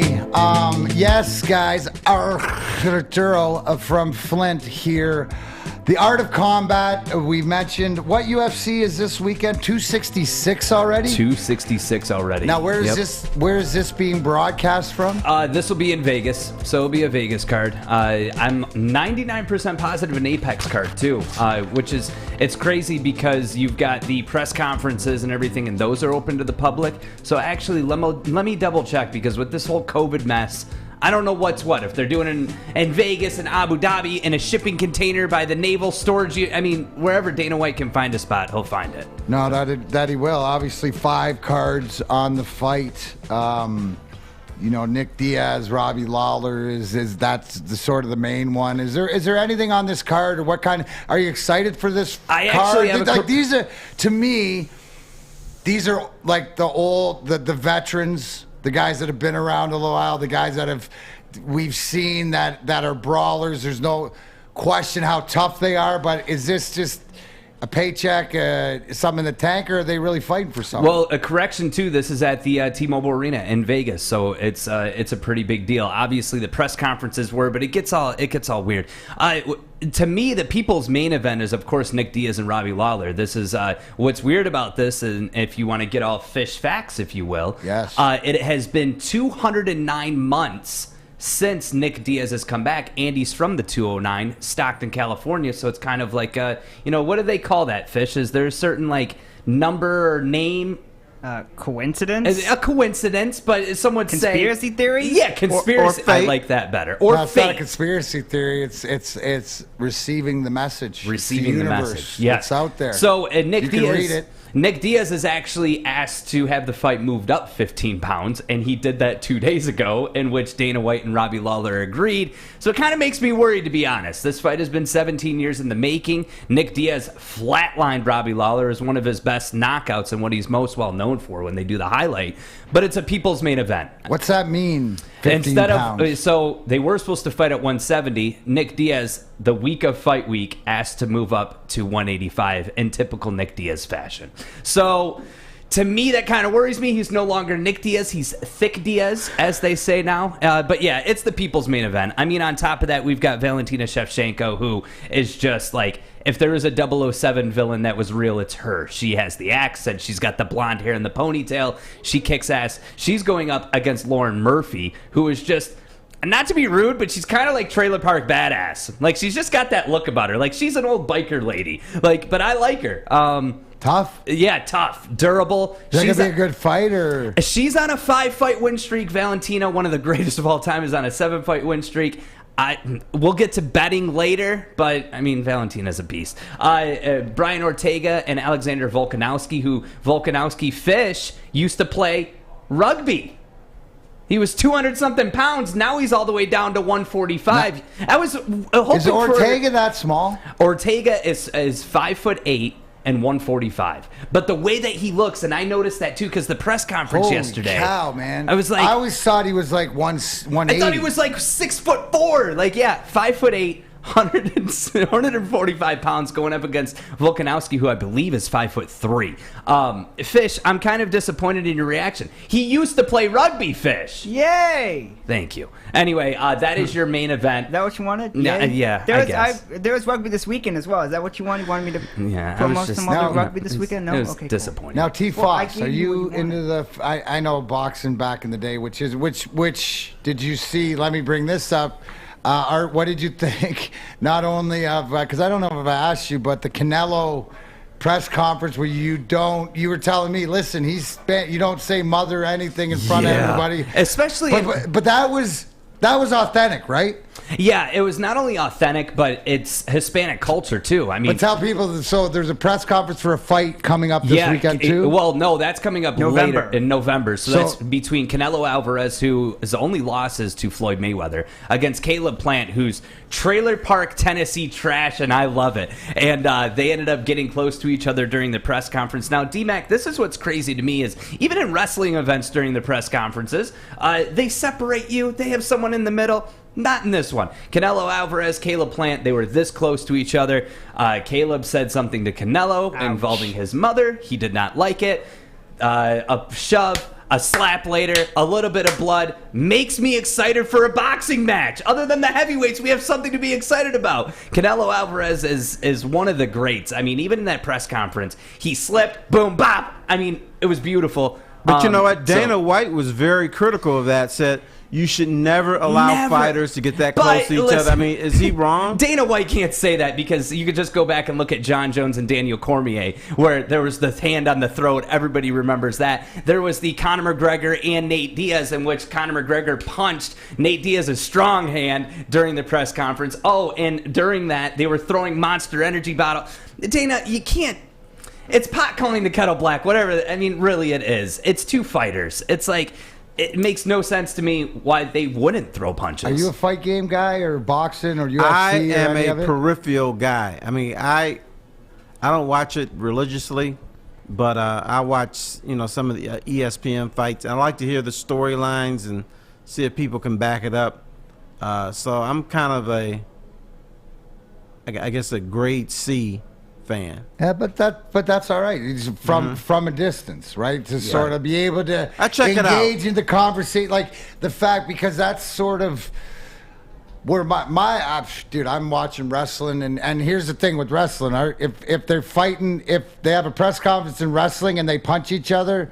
Well, they scripted it. Oh. It was written in there. But right? even if it isn't, like, you love it. You live for that. Oh, and you do why. because it's the emotion, right? It's the emotion. I think that they have it. But the peripheral. But to me, when I saw the Canelo, and then I come in and ask you, I go, what was that all about? Was that a gimmick or whatever? That's the fan I am to say, oh, okay. Oh, there's some bad blood here. Yeah. Oh, wow, this is real. Because usually you don't see real. We bring up Conor McGregor. Right. Now, everything's calculated about tweets, whether he's going after Machine Gun Kelly or Cubs fans with a baseball. Which how do you take Machine Gun Kelly? Did you hear what Machine Gun Kelly said about Corey Taylor? He's an old guy running around in a mask. I'm like, that makes me laugh. Well, you have no clue, bro. It's good press, though, because they both know what they're doing. We had mentioned John Jones. I have to bring this up real quick because John Jones has been so absent from the octagon. Yesterday in an interview, they're having International Fight Week right now for the UFC. He had mentioned he's 255 pounds right now. He wants to get up to 270 by the second quarter of next year to fight the winner of Francis Ngannou and Cyril Gane. So at least we got some news. John Jones wants the winner. He wants a title shot for his heavyweight debut. One of the biggest stars. As much as I'm like, I don't know how I feel about that. He should fight Stipe. It's going to be a big year for John Jones in 2022. So Is that fair? What he's asking? Is absolutely he still there? not. No, he needs to fight Stipe. Yeah, he needs to fight That's what Stipe. I'm saying. And he's sort of out the one. I keep bringing this back up, but I'm going to bring it back up because anytime Jake Paul comes in the news or whatever like this, and then what does he chat? What was it? He offered $1 million to Tyson Fury's kid. Yeah, but then Anthony Ogogo with one eye, who's wrestling, came out right, and I wouldn't mess with Anthony Ogogo. No. I think you know what? I would like to see that. I'll fight you for free. I think right now Jake Paul's getting to that level of tipping over. Somebody, he's gonna. The apple cart's gonna go. Yeah. Right. And that's the whole thing. If you're getting into all this, is that what are you trying to accomplish? If it's about dollars or if it's whatever else, it's like to know what your end game is because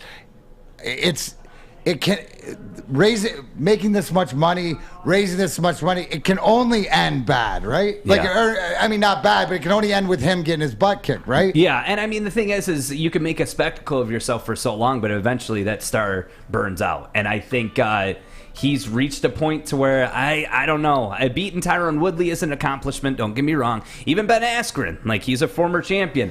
But as it continues, I don't know what happens. What's up, Fish? I was going through my sports news, and I have a UFC question for Arthur the Great, and it evolves around Israel Adesanya. Did you hear what happened?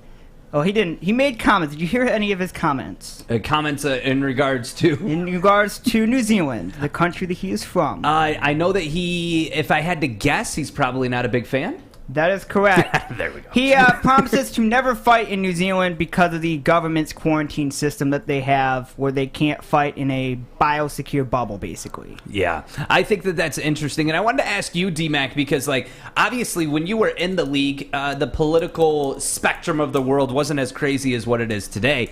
But I have to wonder, like Dana White has made it extremely strict to where you could say whatever you want. And strict in the sense of, like, I'm not changing that. Like, the media wants me to control my fighters. I'm strict about it. They can say whatever they want. In hockey, in your time, and I guess even relating to now, are you allowed to be vocal about politics? I think that you probably can, your own opinion or whatever. But, again, individual sports are like your mentality is different, so you take more of the herd mentality when it comes to that. And honestly, is that some guys might have a personal view or whatever, but I think for most part, guys don't. I don't think it's more of a 10,000 foot view. It was like, I don't think we as the media would ask you those questions because one, we assume most of you are from Canada, right? And B, who would care, right?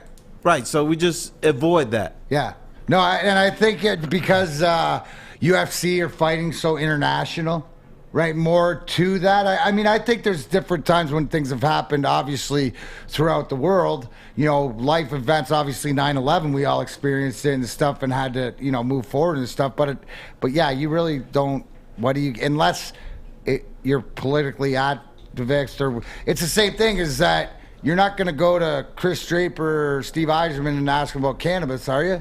You're going to go to me. Right? Because that's my... Right. So I'm not going to go... Like, if somebody's more political. Like, you might ask Igor Larionov more of a political question because of his worldly views, right? You know what I'm saying? If you're going to ask... You're not going to ask me about the UN. You're going to ask him about the UN. Yeah. Right? Yeah. So... But people would have to know that he's into that. Right, but that's the thing. It's the same thing, Terry, is that when, okay, let's give them a little bit behind, right, the scenes that when the reporters or the beat guys or whatever that are around, you're having a conversation a lot of the times before. It's not just ask your question, walk away like you're a machine. No, we have relationships. So a lot of times, whether it's Terry, we talk Tigers, we talk baseball or stuff like that, but you get to know what guys are into, right? It's the same thing as that when Maz would come in the room and because I'm a huge Tiger fan and you want to talk Jeter and, you know, I wouldn't care and we'd argue about, you know, we've been arguing about that or Tom Brady for 20 years, right? Things like that because you knew he was going to take him and give him a time. You shouldn't let him get away with that. You can't. They talk about Jeter. Jeter too. Right. Jeter. Well, listen, with all this madness that we've been talking about with betting and Canelo and Caleb Plant, you get your research first. Visit BetQL. If you want to get an advantage over your sports book, well, you need to download the BetQL app, the only app you'll ever need to make smart bets. That's right. Their best bet computer model scans over 350,000 unique bets per year to give you the best bet recommendation for every game across all major sports and gives you the reasoning behind why you should place that bet. So not only are they going to say, hey, you should probably do this, they're going to tell you the why, as DMac says. Head to try.betql.co/WSN to get started now. Don't miss out on the chance to beat your sportsbook this football season. We'll be right back. Big D Energy. Okay, you thirsty little spin goblins. I want you to pedal into the next dimension. Spin it! Spin! Spin! Uh-oh! Carmen's falling behind. Let's give her the hiss of shame. Spin! Spin! Spin till you bleed! Don't ride the bike of shame. Come to Planet Fitness and find your own lane with tons of equipment, free fitness training, and no hissing. Join today for just $10 a month.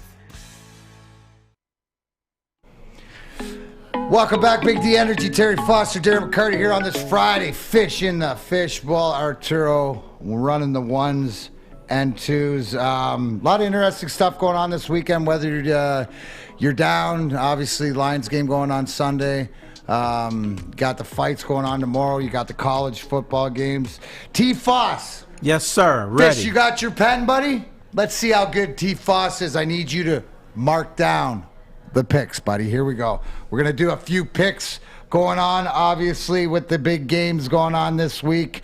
Let's start Rutgers in Michigan. Michigan laying 20.5. Do you see anything there that isn't a Michigan to continue to do what they've done? I know that I would like to see them open it up a little bit. Michigan and Michigan State have to enter that game undefeated, just to get everything out of sync over here and get everybody pissed off and all excited and everything. So that's what's going to have to happen. So we're going to go Michigan State got to just run the table until they play each other, right, and then we'll really address See that. you in October. Yeah, but I don't see. Do you see MSU running into a problem with Nebraska? I mean, that's a dumpster fire program right now with Scott Frost, isn't it? Yeah, but they didn't get blown out by Oklahoma, so there must be something there. Or maybe Oklahoma is just so overrated. But well, which one do you think?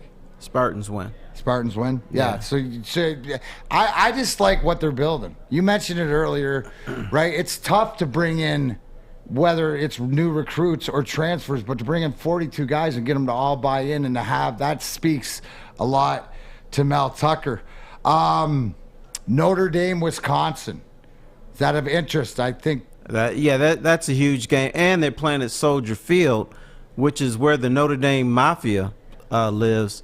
So I think that Notre Dame is going to win this game. Wisconsin may not be vintage Wisconsin this year, but I see the Irish winning that. It's going to be like a home game for the Irish.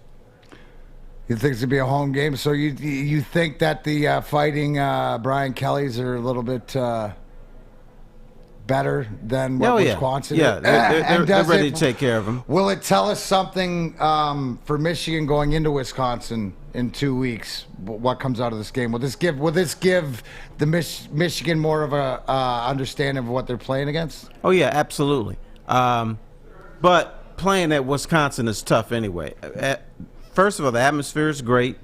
The fans are usually drunk, even if it's 10 below zero, so it doesn't matter.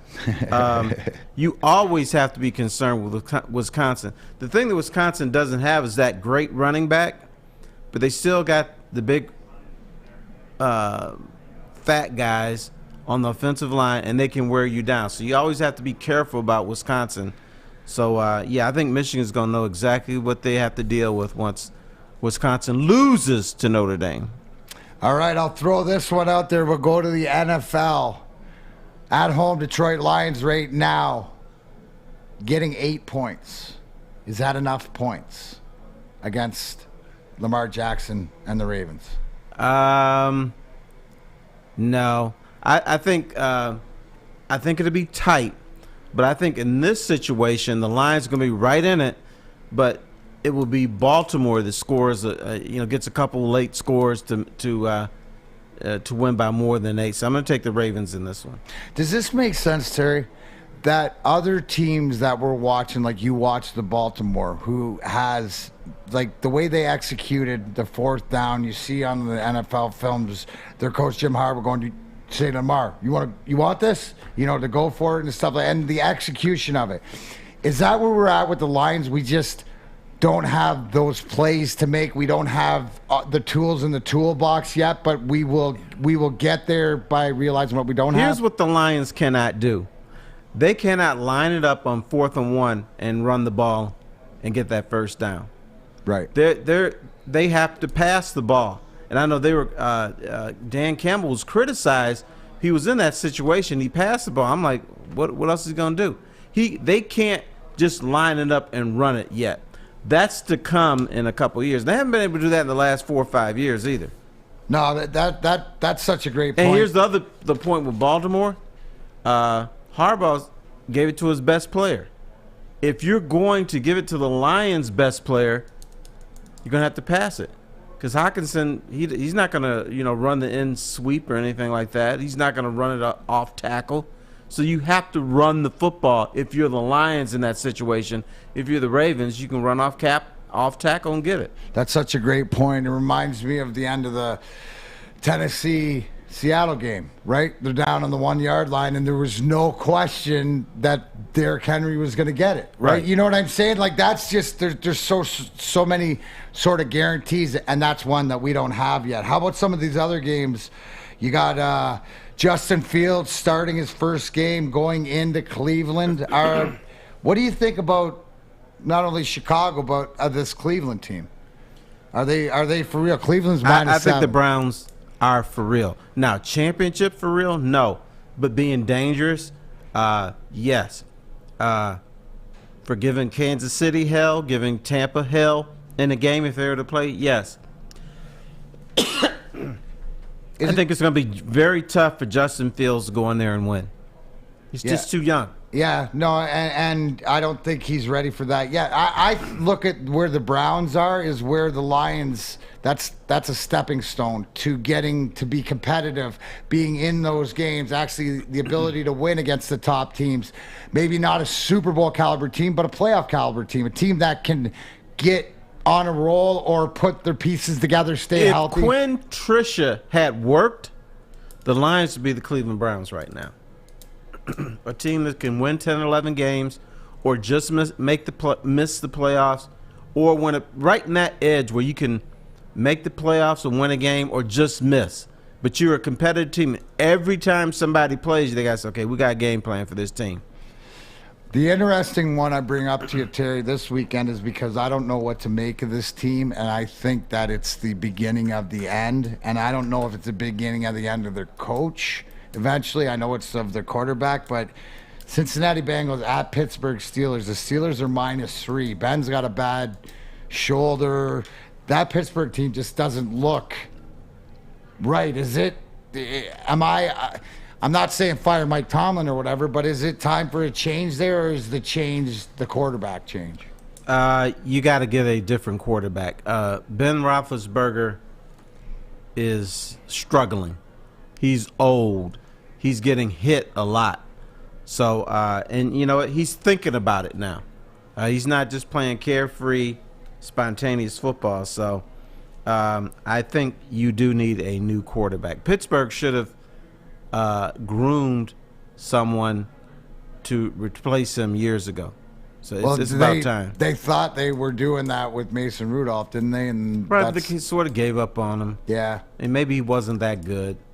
I'm talking about a real quarterback. Yeah, no, you're right. It's bringing up different questions. Is there, the big game, obviously the afternoon game Saturday or Sunday, Tampa Bay Buccaneers to the Fighting Staffords of LA. Right. That should be a good game, shouldn't it? Or it should be, but actually I'm going to disagree with you. I think the game is Packers-Niners.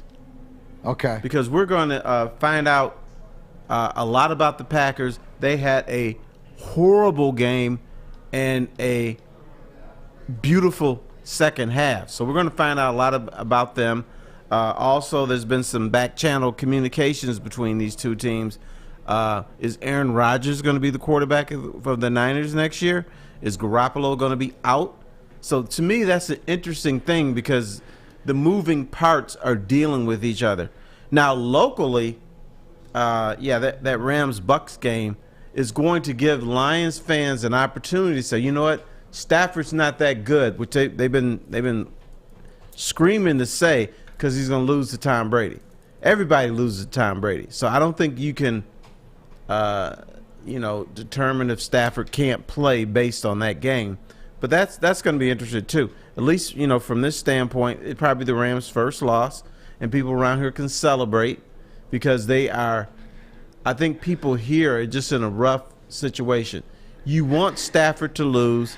Some want him to look bad because the national announcers had the audacity to tell the world about the Lions what we've been saying about them all along, that they stink. It's a bad organization.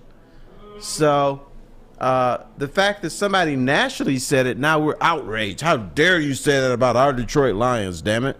That's right. But that's the whole thing. What I'm more interested, and you nailed it, and then the NFL does it right. As much as they can mess up the Thursday game, they can get the Sunday game right, where you have Green Bay in San Fran, -3. How do you think that game? You think Green Bay comes out of that one? Think Green Bay wins? I think Aaron Rodgers has that fire in his eyes. It probably never left. The fire, it probably never left. He put it on. it needed some warming up. Now he's going to go and throw the absolute and we gem. see his teammates are behind him. Yes. That's, never been in that locker room with him as the quarterback, so I didn't know how they would react after New Orleans. But those guys are like, okay, we in it. We had a bad one. And I remember a quote from Mark Aguirre. The Pistons lost some game back in the day by 30 points, and he always says this: every team, no matter how good you are, spits out a bad one. You don't know when it's going to come. When it's happening, you don't know why. It just happens. That's probably what happened with the Packers. Now they got, Rodgers seems to have that fire. His teammates are behind him. They can put all that front office stuff behind him right now. I think the Packers are ready to roll. Yeah, no, I mean, this is a really, really good test, and obviously motivated Aaron Rodgers, especially self-motivated, that if it's true to what you say, that he does want San Fran to be his ultimate destination place. You can go ball out right in front of John Lynch and Kyle Shanahan. This is what you can get. This is what you can get. You know how that works and stuff like that. The one thing with the Rams and the Bucs game, and it's not so much the winning, but it's what are they going to show each other, and how can they prepare for probably when they play each other down the road. This probably won't be the first time. They probably have to go through each other in order to be successful. But Chip, the problem with that is the Bucs will completely change themselves. They did that last year. They didn't like the way it started, so they kind of changed the way they played a little bit. Their attitude changed a little bit, and I think most of that is with Tom Brady, who not only is a great quarterback, but he's got a little Bill Belichick in him. He knows how to make adjustments and everything. So the Rams team, if they play a game again, the Rams are like, damn, we don't recognize this team. What's happening here? Yeah, I know. Well, but before I got a special guest to join us, Art, why don't you let us know where we need to go to make sure that we track all this betting? Well, I'll tell you that, but that's what the BetQL. But let me tell you about Guardian Alarm, because they just get it. They save the money. Yeah, they save you the money, so then that way you have money, because you don't want your stuff getting robbed. A good defense on and off the field helps you feel secure, and that is where the good people at Guardian Alarm have got your back. They have the state-of-the-art technology that helps you feel safe with all of the 24/7 monitoring. Also, Guardian Alarm has the convenient features that you check in on your home, control the lights, the temperatures. You can detect smoke or carbon monoxide. It'll even let you lock or unlock your doors as long as you got the Wi-Fi. So call 800-STAY-OUT today. That's 800-STAY-OUT. Guardian Alarm, been a safe and trusted brand for 90 years, keeping all families safe. We'll be right back here on Big D Energy, Woodward Sports. Welcome to the Call Sam Chopper Shop, where you can win a custom-built chopper while helping our veterans at the same time. Watch as the Bad Pig Custom Team turns this bike into a one-of-a-kind classic chopper. And when it's finished, we'll be donating the bike to Volunteers of America Michigan to raffle off in support of our vets. A great cause to give back to those who've given so much. Watch for Call Sam Chopper Shop episodes on our social media channels and get your raffle ticket today at callsam.com/chopper shop.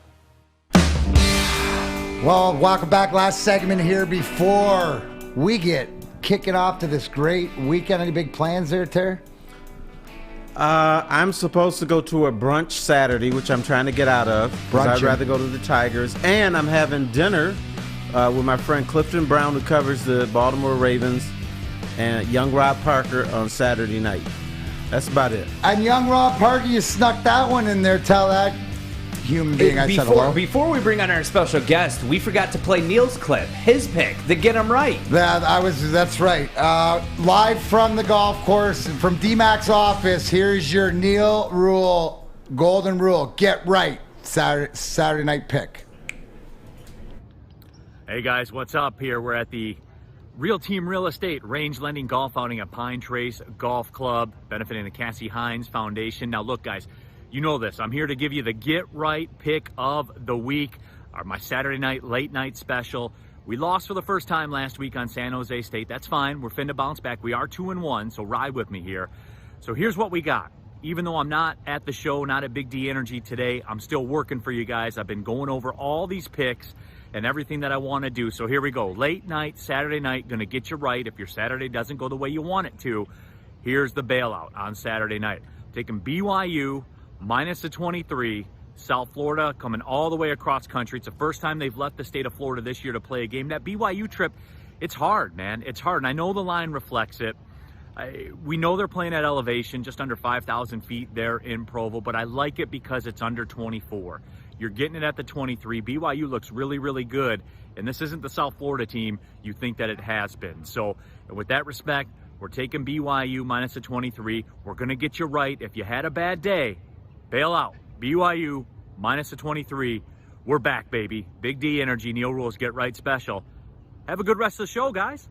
You know what? You know why BYU's tough, Terry? Because of the polygamy. That's all I got to say. But as we join here on I like to think it's the mountains of Utah that makes him tough. The mountains of Utah. Yes. I love it. Hey, we got to bring in our boy, my guy, Braylon Edwards. Bottom line, join him 2 to 4 with Maz and Ryan Hermani. But how you doing, my guy? There's a couple things. I'm doing good. I'm glad Saw to a great be. picture of Mom and Dad and you at the Michigan game. Tell Mom I said hi. I definitely. She loves you. You know you're her favorite. That's you, what I'm you, saying. That's you and Lomas. You Love and it. Lomas are her favorites. Detroit history. Yeah, ever. yeah. You and Lom. Love it. She appreciates. How She can you not appreciates like hard work. Lomas, man? Yeah, he's the best. I feel like if you're talking about Detroit, it's hard to pick someone over Robert Porcher and Lomas Brown. Like it's a tough toss up between those two, man. I would go with Lom edging Rob Porcher out, but Lom and Rob Porcher, great guys. Much like big bro DMac over there, man. So good to be on Big D Energy, man. Hey, you too, buddy. Give us a little bit about what do you think Michigan this weekend going, and what do you like? What are you looking for? And then I wanted to get you're a golfer, bro. Ryder Cup. Yeah. So with Michigan, the big thing for us is they've handled every team as they should, and even better than we could prepare for. Rutgers isn't a team that shouldn't provide much of a challenge, but they have scoring points this year. So the challenge that I have for that Michigan defense at McDonald and Aiden Hutchinson is to get after Verdrell at quarterback. He's thrown for over 300 yards this season. They've put up 60 points. They put up 47. I need to see a dominant performance on defense. I'm talking about they blink the scoreboard twice a quarter every game. I need to see 3 quarters blank. Like, I need to see them getting after. Like, I need to see them really destroy Rutgers. And special teams. You know, besides one punt return in the opening game against Western, they haven't really done anything special in the punt return. The kicker, Moody, is, you know, he's hit or miss. So I think that's the 2 things I want to see for them, is special teams as well as a dominant performance on defense against that Rutgers offense. The thing that I'm curious about is, you know, when you play Rutgers, do you just go, okay, you know what, I know they're 3-0, but it's Rutgers, for heaven's sakes. We're supposed to beat these boys.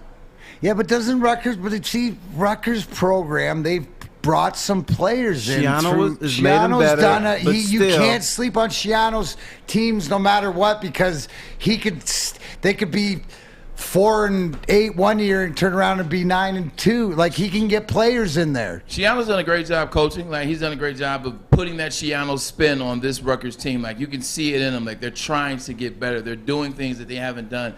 But the big thing about it for Michigan is this Michigan team knows nothing but failure in the last couple of years as it relates to winning the East, winning the Big Ten, having a losing record. Like, they don't know anything about being a good team and letting off the gas and then, you know, losing to a Rutgers or having a scare against a team like Indiana. They don't know anything about that, and I think that benefits Michigan. I think they play well, and they keep what they're doing. They put their foot on Washington's neck, who's not a good football team, but good enough. They put their foot on Northern Illinois, and they put their foot on Western. So I don't think they've had success. They don't have enough success in the past 4 years to kind of let the foot off the gas. I want to see, and I think you will see another one. I asked Terry this, but the Notre Dame-Wisconsin game, are you looking to see anything to help you scout for or look ahead to that week? I know the team, right, you're looking here, but us as former players, we're always looking. Is there something that you're looking, or something that I can watch in that game to see that might help us? The interesting thing about that game is, you know, Mertz, the quarterback of Wisconsin, he's going to be who he is. I'm not really looking at Wisconsin. I'm also looking at Notre Dame. I'm trying to see what type of team are they. Like, Wisconsin, they showed me who they are. They're not as good as they have been in the past rushing the ball this year. They are average at passing the ball like they are every year, and their defense isn't as good to save them. So I'm not really watching them more so than I am Notre Dame. I want to see is Notre Dame and Cone at quarterback, who's looked pretty good this year. I want to see, are they a legitimate threat? Because they don't have a hard schedule. And Notre Dame doesn't have a hard schedule, so I really want to see what they do against a team like Wisconsin, and then to show me a lot about them. Michigan playing Wisconsin next week. I guess I'm kind of should be watching, but I'm more so watching Notre Dame. Well, yeah, but you should be watching Wisconsin because you want to win the Big Ten, and in order to do that, you got to beat Wisconsin. So, Wisconsin's on the road. I think they're at South Bend, if I'm not mistaken. No, it's in Chicago, and that's on the road Soldier too. Field. Okay, yeah, Chicago is like Notre Dame's little mafia people live there. Yeah, I'm not too worried about it from the standpoint. Michigan hasn't won at Wisconsin, so nothing that you see out of Wisconsin is gonna matter to when you stack them up live a week and a half from now. So I'm more so waiting for that game to happen live and in person, because they're gonna have to go there and they're gonna have to beat Wisconsin, which they haven't done since my freshman year at Michigan in 2001. So I'm more so watching Notre Dame. I really want to see, are they a front runner or are they legit? No, that's awesome. So you can catch Braylon Edwards with Ryder, Monty, and Maz, the bottom line, at 2 o'clock. He's going to go get some lunch, finish the laundry, and moving on. Dude, I was wondering who the new laundry person is, and I saw it was you. I had to enter him. I was trying to watch my hoodie for the show, man. I don't know if I have enough time to get a quick watch and a quick drive, but we'll figure it out. I like it. We'll see you at the bottom line. Anyways, thanks for joining us today at Big D Energy. Neal and Joy will be back next week for Fish for Art. For that's called Crosstalk. Professor Unbelievable. T. Fox. I'm DMac. Have a great weekend no matter what you do. Go Lions!